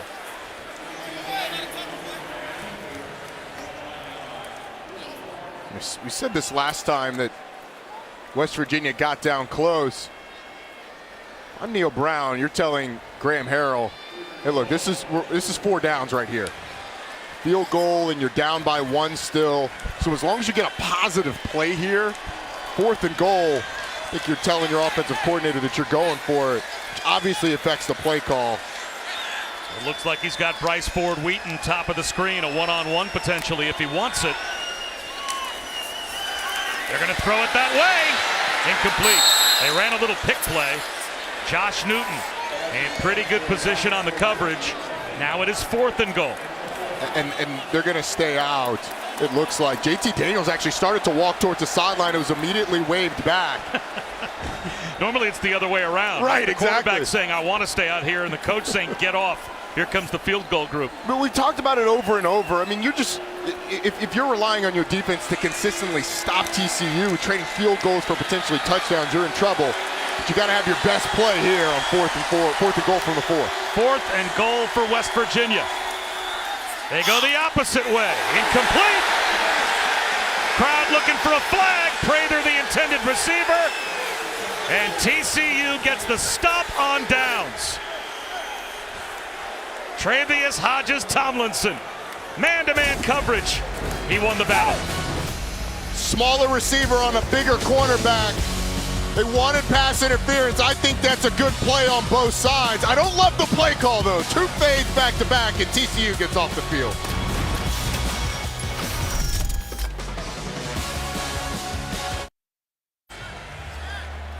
Well, West Virginia just had 2 shots from the 4-yard line to get the ball in the end zone. They go to a fade to the field to Bryce Ford Wheaton on 3rd down, and then on 4th, It's a fade to the boundary to Caden Prather against Travius Hodges-Tomlinson, and it felt a lot like they're hoping for the flag there. I did not like the sequence of play calls. You're going to go fade once, that's fine.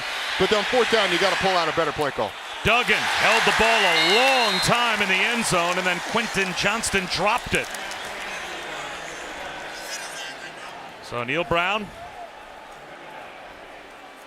who during the timeout had a long conversation with the officials. And on the right side of the screen, you can see that Graham Harrell wasn't talking to anyone after his team turned it over on downs. It's 2nd down and 10. TCU at their own 4-yard line.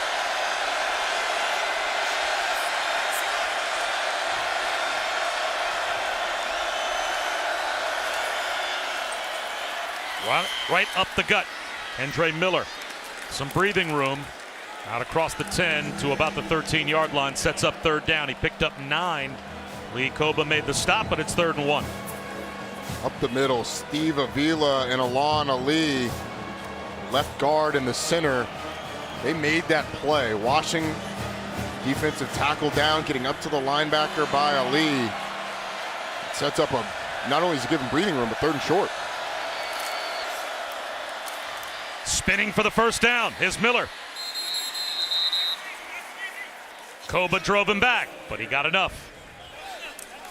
So it's another 3rd down conversion. Both teams have been terrific on 3rd down today. West Virginia 7 for 12 and 4 for 6 on 3rd down for TCU. And if Lee Koba hadn't wrangled Kendre Miller there, it was going to be a foot race to the end zone. There was nobody else. Even though TCU gets the 1st down, West Virginia prevented it from being a lot worse.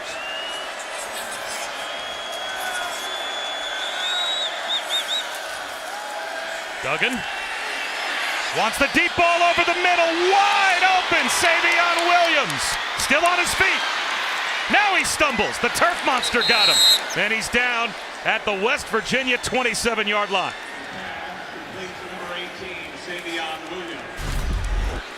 You're going to get Williams, who just pushes a little bit to the outside, expands the corner, and really loses Wesley McCormick. And because of the coverage, there's nobody in the middle of the field. Max Duggan, easy pitch and catch. Explosive plays against that West Virginia defense have killed him. The way Wesley McCormick was kind of shading Williams to the middle, did it not look like he thought he was going to have some help? It looked like he expected somebody else in the middle of the field. You're exactly right, Bob. There was no one in the middle of the field for West Virginia. Another chunk play. Duggan out of the pocket. And he'll throw this one away. 3 different receivers now for TCU have a reception of 55 yards or longer. So they have been the big play offense they've been all season today. And that one got them out of trouble. And when you look at this West Virginia defense, the secondary has been the weak spot really all year. But when they have been left on islands, they have stood no chance against these TCU wide receivers. And the offensive line's done a good job of giving Max Duggan enough time to find them.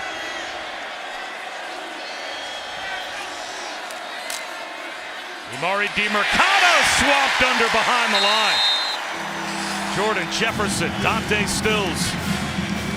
They blew that play up at the line of scrimmage, a loss of 3. Those 2 guys have been all over the place today. Jefferson has created penetration. He's been in the backfield. He's knocked balls down, and Stills as well. We talked about him at the top of the broadcast. One of the best interior linemen in the Big 12. And he's going to need to come up big here on a 3rd and long.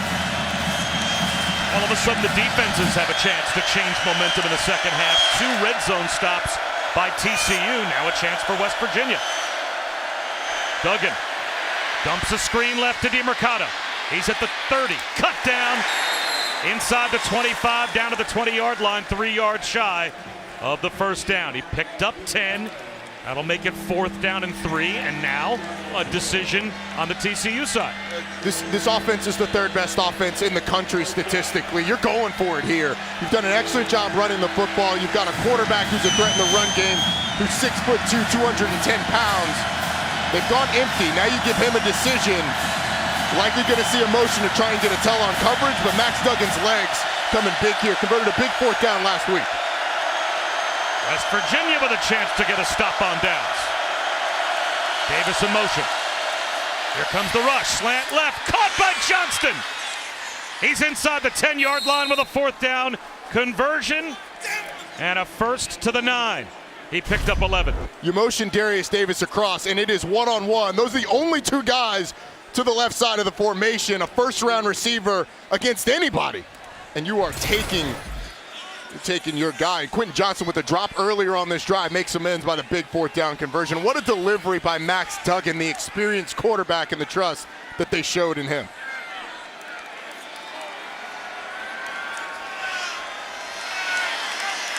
Blitz on 1st down and goal. Up the middle, DiMercato to the 6. Koba made the stop.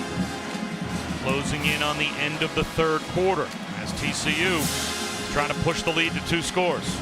And Bob, you mentioned it a second ago. TCU's defense able to come up with 2 red zone stops. One after the quick change and one after a drive, forcing a field goal and a turnover on downs. West Virginia's going to need something like that at some point to give their offense enough time to take over.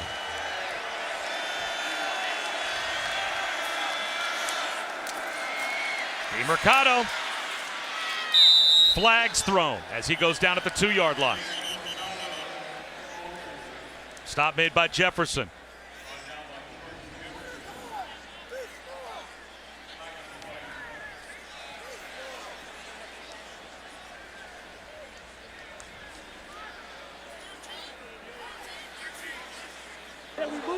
Personal foul, face mask, defense number 13. Half the distance to the goal, automatic 1st down. So on the tackle, the personal foul. Hershey McLaurin, as he comes in, grabs him, puts him right down. Automatic 1st down, and it's going to give West Virginia the ball. Looks like on the 1-yard line is going to go to the 4th quarter. And a fresh set of downs, goal to go for TCU when we come back to Morgantown to begin the 4th. Matt Berry back in the college football studio. Some games here in the early window. Getting good. Syracuse has come back from the dead. They've got the ball moving it down just a touchdown. Garrett Schrader out for the game. Florida State is expected pulling away in the ACC network, as is Arkansas on SEC network. In South Florida and Houston, 42-21. All of this is to say the game on ESPN right now, the best of the lot. Well, Matt, neither team has led by more than 7. As we start the 4th quarter, TCU trying to go up by 2 scores. And they've got it 1st and goal at the 1. They will run it, and they will get stopped. DiMercato with nowhere to go. He lost a couple of yards. Penetration by this defensive line. Again, that's Jordan Jefferson that was right there in the middle of it initially.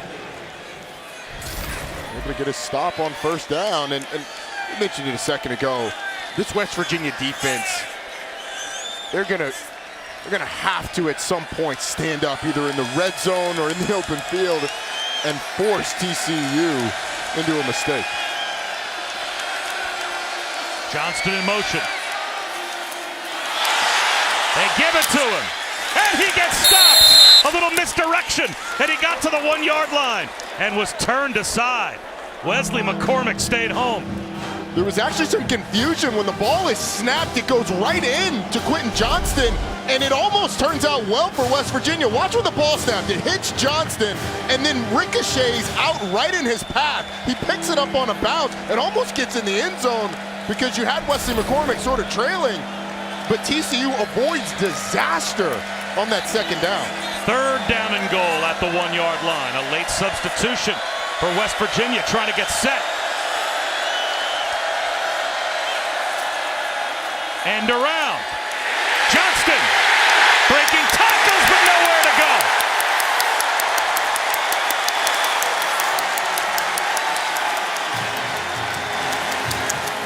Raleigh Collins, the freshman, gets a huge tackle for loss that'll result now in a field goal try. Collins breaks down at the critical moment as he sees that reverse coming. It's a good job by the freshman of feeling that something was off, getting out to Quentin Johnston and forcing the stop on 3rd down. So Griffin Kell from 30. Right down the middle. But we continue to have a game where neither team can build more than a 7-point lead. This West Virginia defense needed a play. They got fortunate on second down, and then they made their own fortune on third down. Raleigh Collins, the freshman, bringing down the potential All-American in the backfield.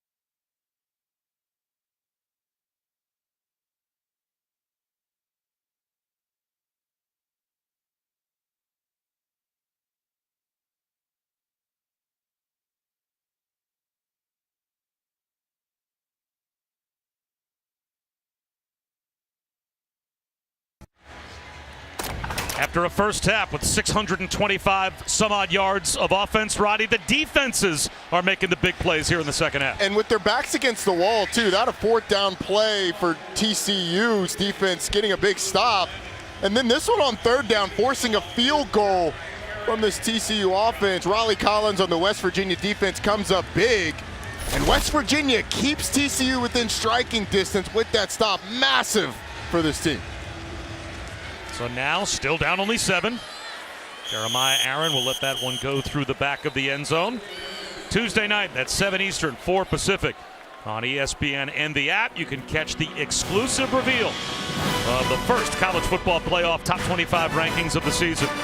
Reese and the guys will break them down from top to bottom with coach reactions, as well as a live interview with committee chairman Boo Corrigan, the NC State athletic director. We find out what the committee thinks of the top 25 for the first time this season on Tuesday night. And this TCU group continues to play very dramatic football each week, coming from double digits down the last couple of weeks, and in a battle today with JT Daniels, who wants a deep shot and overthrows Sam James.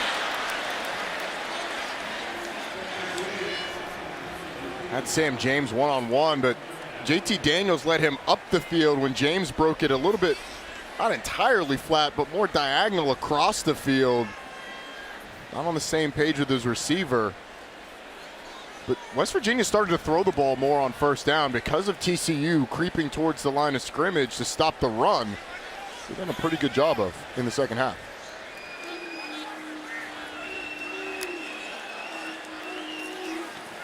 Play action.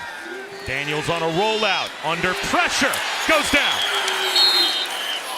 He tried to shake off the sack and could not get away from Jamoy Hodge. That's the third time that the Frogs have been able to bring down JT Daniels. And you get the rollout, doesn't have the initial look, pumps a little too much, and Jamoy Hodge coming from inside out brings him down to force the 3rd and long. He's become a defensive struggle a little bit in the second half, but a big play by TCU. After a missed opportunity on first down, you get a sack on second, forcing a 3rd and really long. And a look over now for JT Daniels, as if to say, someone give me that 3rd and 18 play call, please, or 3rd and 19. It's probably taking them that long to scroll in the play call book. 3-man rush over the middle, incomplete. Jeremiah Aaron, the intended receiver. Good coverage from Noah Daniels. Well, the last couple of weeks, the TCU defense, first half to second half, to allow those comebacks, they've been a big story. They allowed 2 second-half field goals 2 weeks ago to Oklahoma State and won the game 43-40, and pitched a shutout against Kansas State in the second half and won 38-28. You can't come from 17 and 18 points down, obviously, unless your defense rises up, and they have. Another short punt. And letting it bounce was Davis. But it will roll near midfield at the TCU 46-yard line. So great field position after only a 38-yard punt. I am not nearly in shape enough to do that. ESPN College Football is presented by Marathon. Get the most out of your drive, and in part by Taco Bell. After a 2-year absence here in Morgantown, the pumpkin drop has returned. The 33rd edition teaches engineering concepts to students by having them design enclosures as they try and protect a pumpkin that's dropped 11 stories off the roof of the Engineering Sciences building. Did you ever do that in elementary school with the egg drops? Well, I mean, I dropped eggs and pumpkins a lot to watch them explode, not to try and protect them.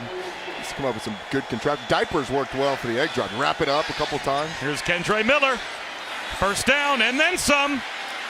Terrific run with great field position to start the drive. One snap, and TCU is at the West Virginia 33. Kendre Miller gets Brandon Coleman out front, pulling from the backside, and does a nice job. He's so good at just slipping blocks for a big back.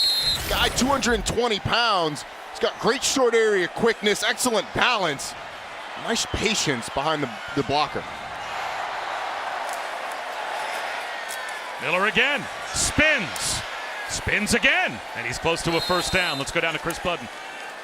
Bob, Sonny Dykes prides this team on the fact that they never panic. They're very calm, but this was the first time after that last possession that you saw them starting to get frustrated. The offensive linemen slamming their helmets down because they weren't able to find the end zone on that last series, but have tried to use that frustration and anger as fuel this possession. Well, they're in position again to take a 2-score lead.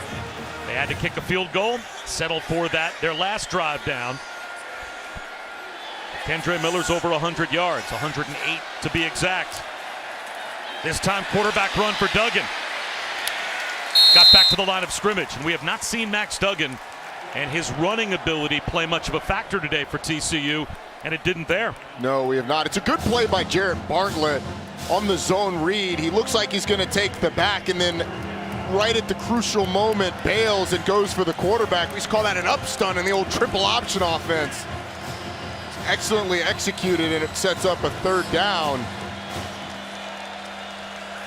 Max Duggan, as you mentioned, we haven't seen a ton of his legs, but said it a number of times. These are the situations, empty set, third and short, but they can be so deadly. Johnston in motion. Quarterback run again. Going nowhere again is Duggan. On third down, he goes backwards. Sean Martin with the tackle for loss. And now, are you in field goal range if you're TCU? Would they think about going for it on 4th down? And no, they're going to send out the field goal group for a long one for Griffin Kell. I want you to watch Coker on the backside. He starts to lean right before the snap, which gives Sean Martin a tell that counter's coming. He follows right behind and is able to tackle Duggan in the backfield, set up the long field goal. From 46. Right down the middle for Griffin Kell. A big kick to stretch the lead to 2 scores here in the 4th.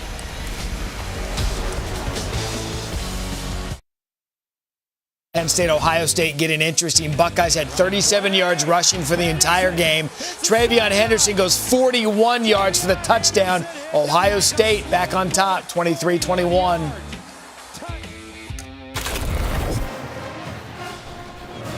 Terrific matchup that obviously impacts the college football playoff between Penn State and Ohio State. And we've had a good one between TCU and West Virginia. Of course, this one impacts the college football playoff landscape as Max Duggan doesn't look 100% right. We're going to talk to Chris Budden coming up in a little bit about his status on the sideline as Aaron returns from the 5. And dives out to about the 23 as we take a look at today's weekend wake-up brought to you by Wendy's Breakfast and some other important games on the way today on ESPN and ABC. Kentucky and Tennessee, so another big test for the Vols at Neyland tonight at 7 Eastern on ESPN. And, of course, the Michigan State-Michigan battle at 7:30 on ABC. Michigan State-Michigan battle is fascinating, but Kentucky-Tennessee, since Chris Rodriguez has been back for Kentucky, the balance that they've had running the football and their ability to protect Will Levis, I think makes them dangerous. If they can bleed the clock, keep that Tennessee offense on the sideline, maybe force a turnover, it's kind of the recipe for an upset there. Daniels thrown high and behind Sam James. And Chris, how about an update on Duggan from the TCU sideline? Yeah, we were wondering why we haven't seen him run the ball much, and he's having issues with his left calf. Earlier in the game, we showed you he was working with the massage gun. He's put 2 compression socks on both calves. He was talking with the trainers, really trying to figure out if he could put weight, if he could move on that left calf. So much so they even had Chandler Morris, backup quarterback, warming up in case he gets injured in a drive. But it sounds like he's still going to try and give it a go. Maybe that seems to fit the reason we haven't seen as much of it, but on that crucial time, they go to him twice. He stopped in the backfield. Sweep to Donaldson. Cut back. That was a pretty good run. It looked like TCU had strung the play out well. Caleb Fox made the tackle on the backside, and now C.J. Donaldson is hurt once again. So an injury timeout and an important one on the West Virginia side.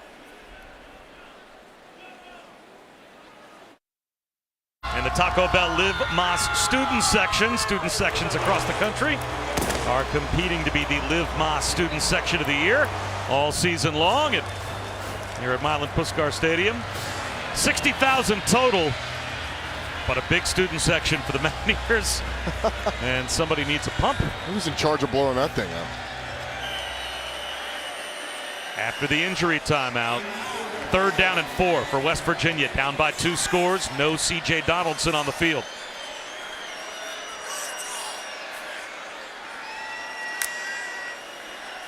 J.T. Daniels has missed on 5 in a row. Scans the field. Finally a completion and a big one on 3rd down to Sam James.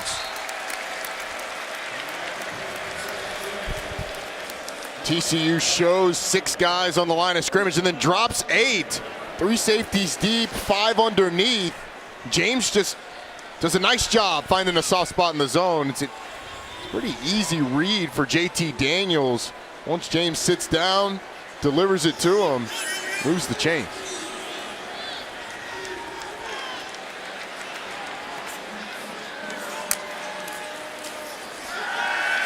Daniels well protected, now escapes the pocket, but doesn't escape far. Dylan Horton with another TCU sack. That's their 4th.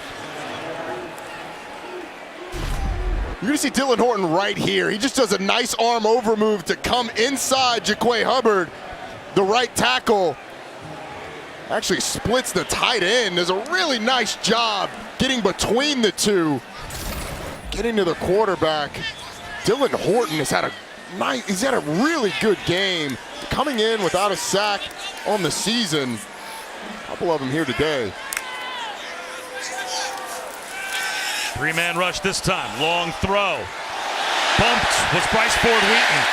Josh Newton, that is a terrible penalty for Newton to take. That ball was sailing up over the head of Ford Wheaton. Ended second down and 20. And it looks like he gives West Virginia a first down. Defense number 24. Ball we placed at the spot of the foul. Automatic first down. And he knows it too. This ball's high and inside.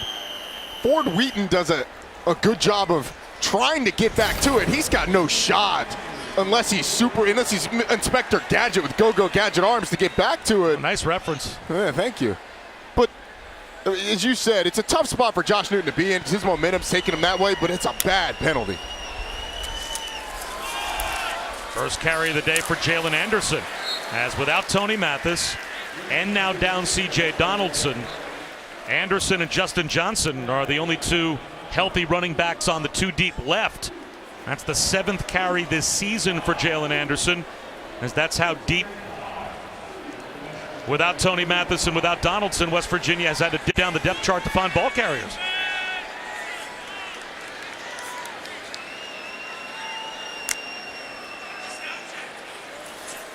Four-man rush. Shot play. Sam James, the intended receiver, just out of his reach. That was a pretty good throw from JT Daniels, and Sam James could not make the over-the-shoulder catch. Just a hair too far for Sam James, but if you're TCU, you're up by 10 with under 7 minutes. You can't have big plays, and I'm not sure that Sam James tracked this all that well. Well, I think no matter what, it's going to be out of his reach, but maybe you get a dive if you track it a little bit better. But for TCU, there's so much, I mean, you're up by 2 scores. West Virginia has to have the ball twice to get back in this game. If you let them dink and dunk down the field and take time off the clock, you're fine. You can't have big plays. They'll run for it on 3rd down, and they'll be compelled to go for it on 4th down. Yeah. 6.5 minutes to go against a TCU offense that's tough to stop, and you need 2 scores. This is an easy decision for Neil Brown. Question is, what do you go with here? Early in the game, especially with Donaldson, they ran the ball well in these situations. They're letting a lot of time come off the clock even as they make their decision. Justin Johnson to the right of Daniels on 4th and 1. He's got the first down. Justin Johnson moves the chains. That will stop the clock for the moment. And now it starts again. 5:45 to go. This offensive line, it's a nice job there of creating some space. But you mentioned the clock. West Virginia's been really deliberate on this drive. They're going to have to pick up the pace just a little bit. You don't have to go full hurry up, but you have to be aware that you're running out of time. Daniels, tipped ball, incomplete. Tried to find his tight end, Brian Pollanday. Ball was just behind Pollanday, who sits down in the middle of the field. I don't know if JT Daniels was trying to get him to take a step and lead that way, but with a big tight end that's only got 2 catches on the year, you got to put those right between the 8s, help him out a little bit.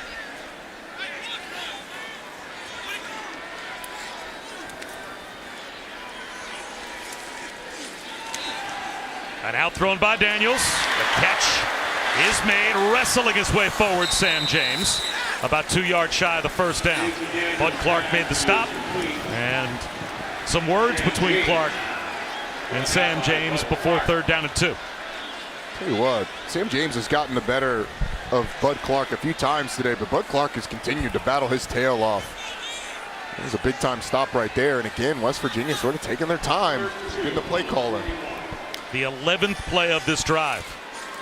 And a little collision at the mesh point, but they still are able to dive forward as Justin Johnson gets the first down. And the clock continues to roll, 4:45 to go. West Virginia down 2 scores. And I don't know if we see the sense of urgency from an offense right now that knows they've got to get the ball twice.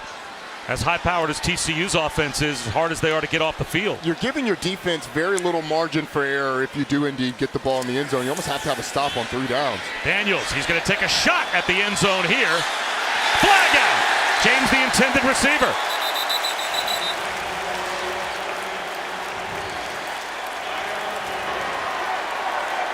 Pass interference. Defense number 26. 15-yard penalty. Automatic first down. So Bud Clark gets flagged, and West Virginia in business with a first down. You're allowed to contact the receiver, but by the time Bud Clark makes that contact, ball's already in the air. He's pushing Sam James to the sideline. Pretty clear call there. They're trying to get James on a little wheel after coming from that slot position.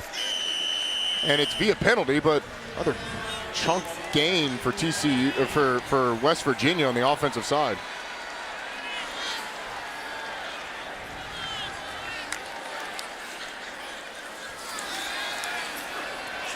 Seam shot at the goal line, reaching out to make the catch, and what a catch it was! Reese Smith somehow holds on for the touchdown.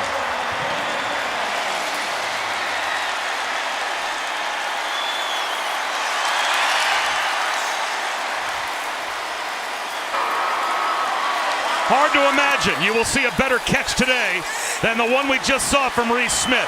Takes the shot, holds on, and we've got a 1-score game again. This is a great look at it too. Reese Smith diving, takes the hit, and is able to hold on to the football. And this will certainly be looked at upstairs.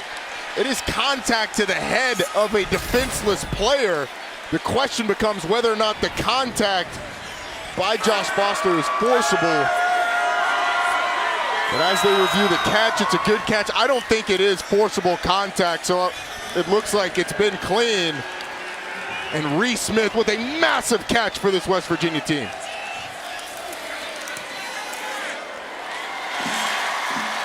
The lead down to 3, 4:12 to go. And an opportunity to ask our Aflac trivia question.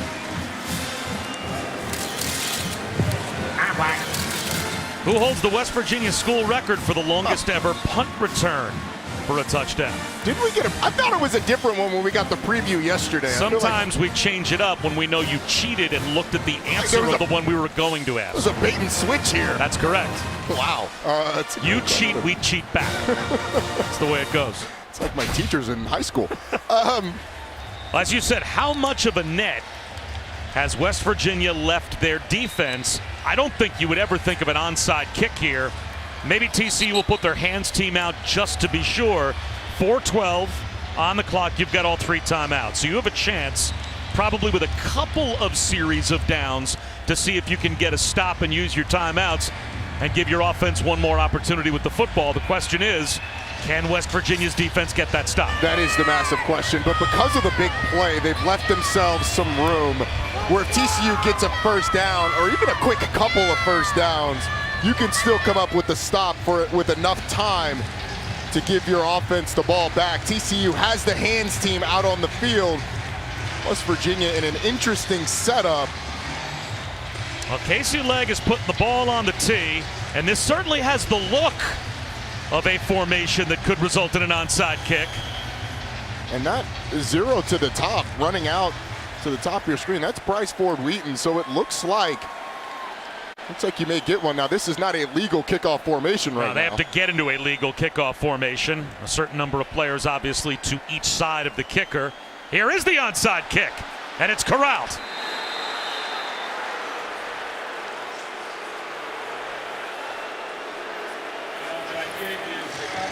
Quavius Spivey was able to hold on to the onside kick and recover it immediately. Now, the game's certainly not over yet. West Virginia's defense now does not have field position on their side, but they still have a chance to get a stop. It's just not great execution on the kick by Legg. Ends up kicking it right at Spivey, who gets a big hop, wisely steps up in front of that 10-yard mark to catch it.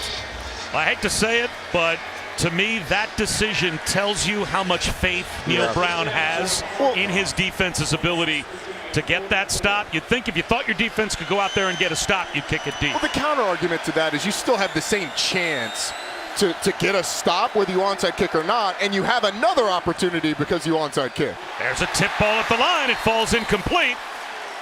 The only thing, though, is you have robbed your defense of about 40 yards of field position by onside kicking. Although, how about the decision by TCU? With the clock, you would think, and milking it down to be on their side, coming right out and throwing the ball on first down. A couple of head scratchers there. You come out, I would think, with a first down run, especially with the success that they've had running the football. Jordan Jefferson knocked it down at the line, so now it's 2nd down and 10. And that certainly saved West Virginia a timeout. Looks like man-to-man. Darius Davis is going to be on a safety. Here comes the blitz. They're going to throw it again. Incomplete. Darius Davis, the intended receiver. So now it's 3rd down and 10, and barely any time has come off the clock with TCU throwing the ball on 1st and 2nd down. And if you're West Virginia, I don't think you go into conservative mode and drop 8 here. Max Duggan has done a nice job of finding seams. You've had some success getting to him. Jordan Jefferson's been able to get in the backfield. You've got Dante Stills. If you can get a stop here, this place will absolutely erupt. Davis in motion. Another blitz on the way. Duggan floats one off his back foot. Jump ball, and it's intercepted! Malachi Ruffin picks it off! And West Virginia's got it back with a ton of time on the clock in all their timeouts. Only the 2nd interception that Duggan has thrown this year, with Jared Wiley, the intended receiver. And what a disastrous possession for TCU on offense. You recover the onside kick, 2 incomplete passes, and then an interception. It gives West Virginia the ball back with essentially about 15 seconds off the clock from when they last scored. Neil Brown has a front row seat, fired up that his defense bails out the special teams after poor execution. And now it's up to the offense after the coal miner hat earned by Malachi Ruffin. 3 plays that took 16 seconds. Couldn't ask for more if you're West Virginia, as Daniels goes to work. Long check down. Anderson couldn't hold on.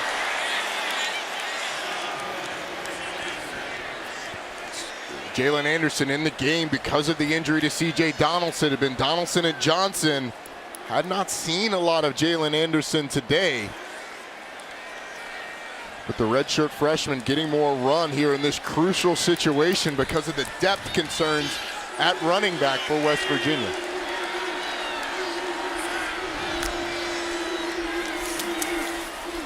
Anderson will run it. Going backwards.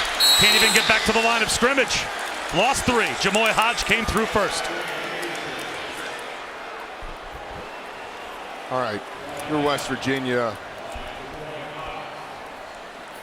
You've got 2 opportunities to get this. Clock is running down. You're not going to have time necessarily for another possession. You do have all 3 timeouts, but I'm Neil Brown. You can get close. You've already gone for it on an onside kick. No doubt. You have to think 4 down. Yeah, you right, have to think exactly. 4 down territory here. Let's see what happens on this play. Just can't take a sack. Daniels steps up, sidearms one. Incomplete. So now it's 4th and 13. 3:03 to go. They have all 3 timeouts. Would they punt and ask their defense to go get them another stop? Or are they going to leave the offense on the field? It looks like they're going to kick it away. I think you have to punt it. Yeah, 4th and 13 may be too prohibitive a distance to go for it. Yes, and if you'd have gotten to 4th and 5 or less, that's when I think you start to think about it. But up by 3, if you can punt it away. You've got 3 timeouts, which allows you some leeway. But what a big stop by that TCU defense. Oliver Straw with an end-over-ender. That takes a sideways hop and is downed at the 50-yard line by West Virginia. As we answer today's Aflac trivia question, who holds the West Virginia school record for the longest punt return for a touchdown? I'm going to guess Tavon Austin. Now, we went with this answer really just because of the name. Victor Jackrabbits, 99 yards back in 1955. Tavon Austin was about the only West Virginia punt returner that I could think of. So I don't feel bad about not getting Jackrabbits. Our old colleague, former ESPN legendary play-by-player Mike Patrick, a lifelong Mountaineer fan, fed us that question. That was a good one. That was a good one. All right, so now West Virginia's defense is in the exact same spot. The question now, if you're TCU, you call them the same kind of plays? Probably not. You're keeping the ball on the ground. You got two running backs in the game. I think if I'm Garrett Riley, Kendre Miller's going to see this thing 2, maybe 3 times. There's the first run. Oh, and he goes nowhere. Lost a half yard.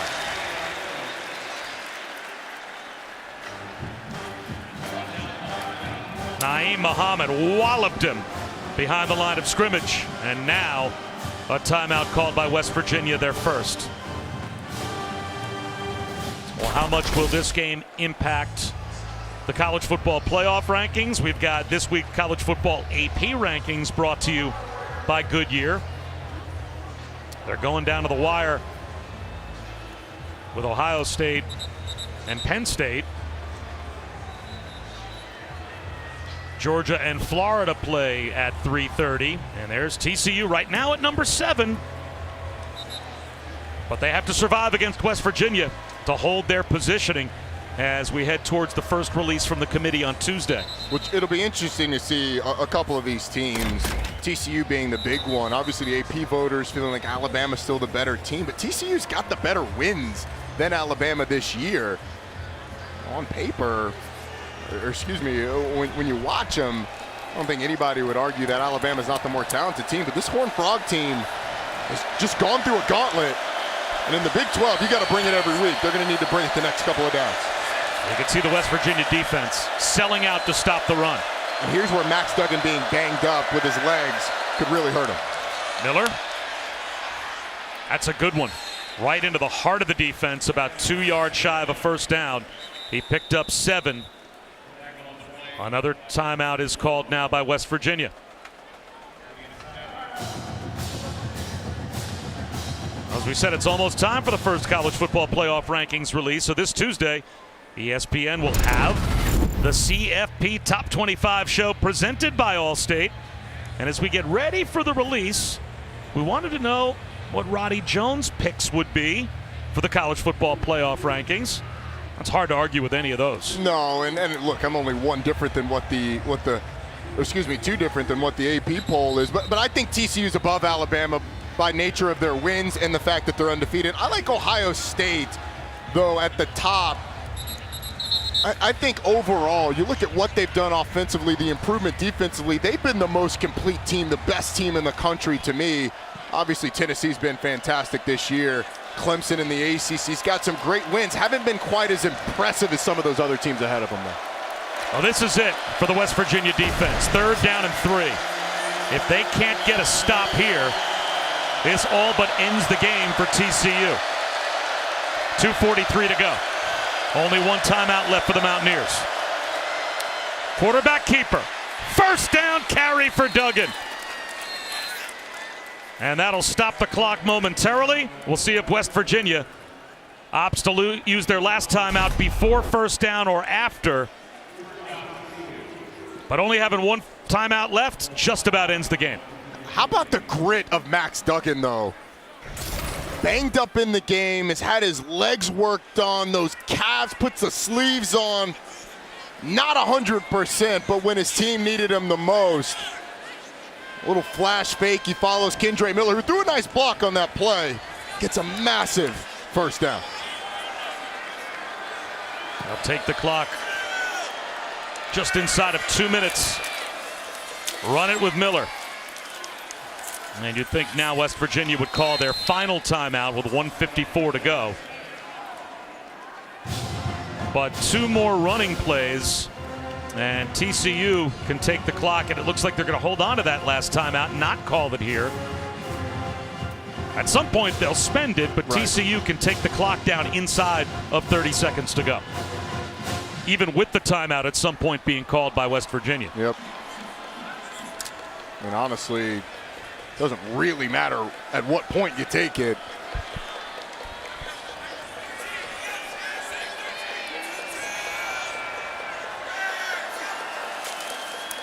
Miller again.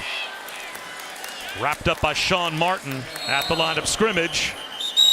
And there is the timeout called by West Virginia before third down. Again, fans, don't forget, go to ESPN.com/all-state playoff predictor and check out your team's chances to make the college football playoff.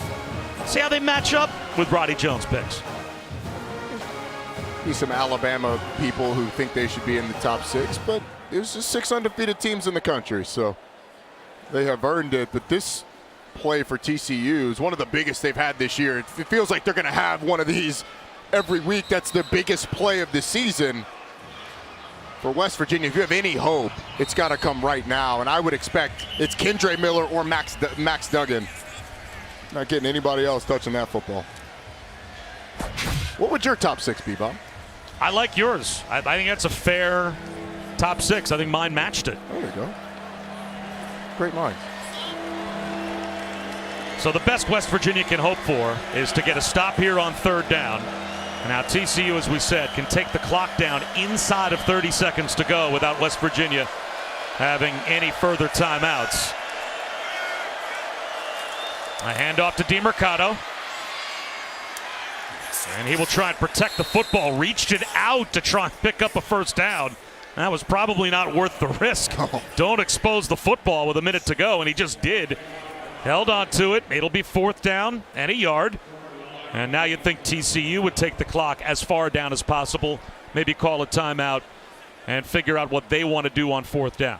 If you're TCU, you may even take the delay of game to make sure that all of the time possible runs out. Unless you dare attempt a long field goal or try and go for it on fourth down, potentially end it on your terms. You could even pooch punt it. Yeah, you could. And just try to get the ball inside the 10-yard line somewhere. So down to 26 seconds to go. Again, Bob Wishoes and Roddy Jones. Chris Budden today here. Beautiful day to watch a game in Morgantown. It's been a good one. What have you learned today about TCU? Did you have any questions after winning games 4 in a row against ranked opponents, coming on the road to a below 500 West Virginia team and getting a tussle? The question was, how would they respond to the success of the season? There's been a lot of adulation poured on them over the last few weeks as they've continued to string together ranked wins, and they've responded really well. I've been very impressed with the way the defense especially settled down in the second half. And with Max Duggan not at 100%, this offense still found ways to move the football. So I've been incredibly impressed by what we've seen from this group. And winning on the road in tough environments in your league, I think that's something that gets more respect from the playoff committee. Agreed. Than maybe the opposing team's record or whatever the point spread might be. Can they finish it off? And it looks like they're going to go for it on fourth down and a yard. There's the snap. Duggan, he's just going to hoist it down the sideline one-on-one, and it's caught! Touchdown, there's a flag thrown at the line of scrimmage. Does Savion Williams have an icing on the cake touchdown, or is this coming back as a flag was thrown at the 30-yard line? Offside, defense number 6. That penalty's declined. Result of the play is a touchdown. That's one way to handle fourth down. Just hoist one up to Savion Williams from 29 yards out, and they've got a game-sealing touchdown. It's 4th and 1 to seal the game, and in true Big 12 fashion, you try and draw them off sides. You do that, chuck the ball at the end zone. Savion Williams with a massive catch to seal it for the number 7 team in the country that's going to remain undefeated.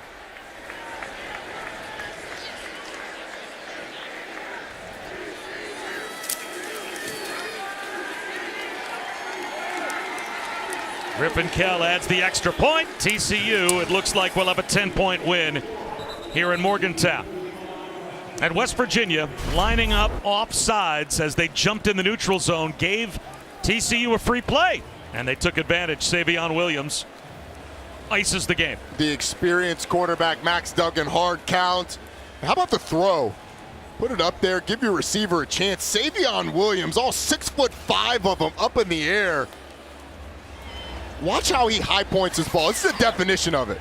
Push the corner by, go up, 6'5", extend it with the hands. It's about 10 feet tall going up there and grabbing it. What a job by this TCU offense. Max Duggan fired up on the back end. But this league, you're going to have to continue to battle week in and week out, even if you are TCU, because it's from top to bottom so good. And with what they've got left, I mean, Texas Tech is a good defensive football team that can get hot offensively. You still got Texas and Baylor, and Iowa State may be the best defensive team in the conference. Still some battles to come, but I would say this test, they have passed with flying colors. Well, the Frogs are done leaving Texas. Yeah. They've got 2 home games left and 2 road games, but their road games are at Texas and at Baylor. So this was the last time they had to get, it looks like, on an airplane for the rest of the season between now and wherever they end up playing a bowl game. And what will that bowl game be? If they run the table, stay undefeated, will TCU make the college football playoff? They have survived, it looks like, here in Morgantown today. As Aaron on the run back. Out across the 20-yard line. So 15 seconds on the clock for West Virginia. And TCU will stay perfect at 8-0 after they follow up a 4-game win streak against ranked opponents. The only Big 12 team to do that in the regular season. And the first FBS team to win 4 in a row against ranked opponents since 1996. And it's only TCU and Tennessee that have 4 wins, period, against ranked opponents this year. And the Frogs did it 4 weeks in a row. And offensive football teams with experienced quarterbacks, excellent skill at receiver, and just a maturity. Jalen Anderson to the 36-yard line. He picks up a first down, and we'll see if West Virginia gets one more snap off. They will. As the clock rolls, here's JT Daniels. Intercepted to end the game. Bud Clark with a pick. And he'll run it out of bounds in West Virginia territory to seal the deal. 41-31 is the final. TCU, all they could handle from West Virginia today. But they survive with Max Duggan out-dueling JT Daniels. The performance by this offense and the complementary football. I mean, we talked about how good their defense has been in the second halves of games, and that proved true here today. Let's go down to Chris. Coach, the Cardiac Frogs, it's another dramatic one for you guys. What did it take to pull this one out? Well, we made it hard on ourselves at times today, but as you said, guys just finish, and it's important to them to grind it out at the end of games, and we found ways to win, and we did it again today. I'd like to make it easier on ourselves sometimes, but we've managed to pull it out, and somehow they're grinding through it.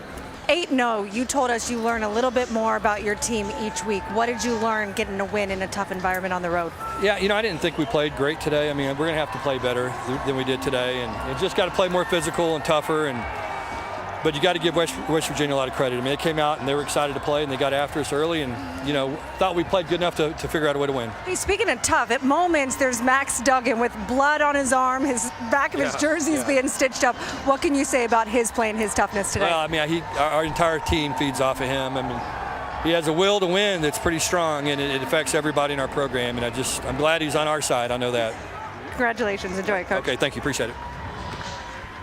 TCU does it again for Roddy Jones and Chris Budden. I'm Bob Wischusen saying so long from Morgantown, where the Frogs survived by 10 against West Virginia. Back to Matt Barry in the studio. All right, Bob, what a story it's been, TCU, throughout this season. The 3:30 window has just kicked off. ACC Network, Wake Forest, and Louisville.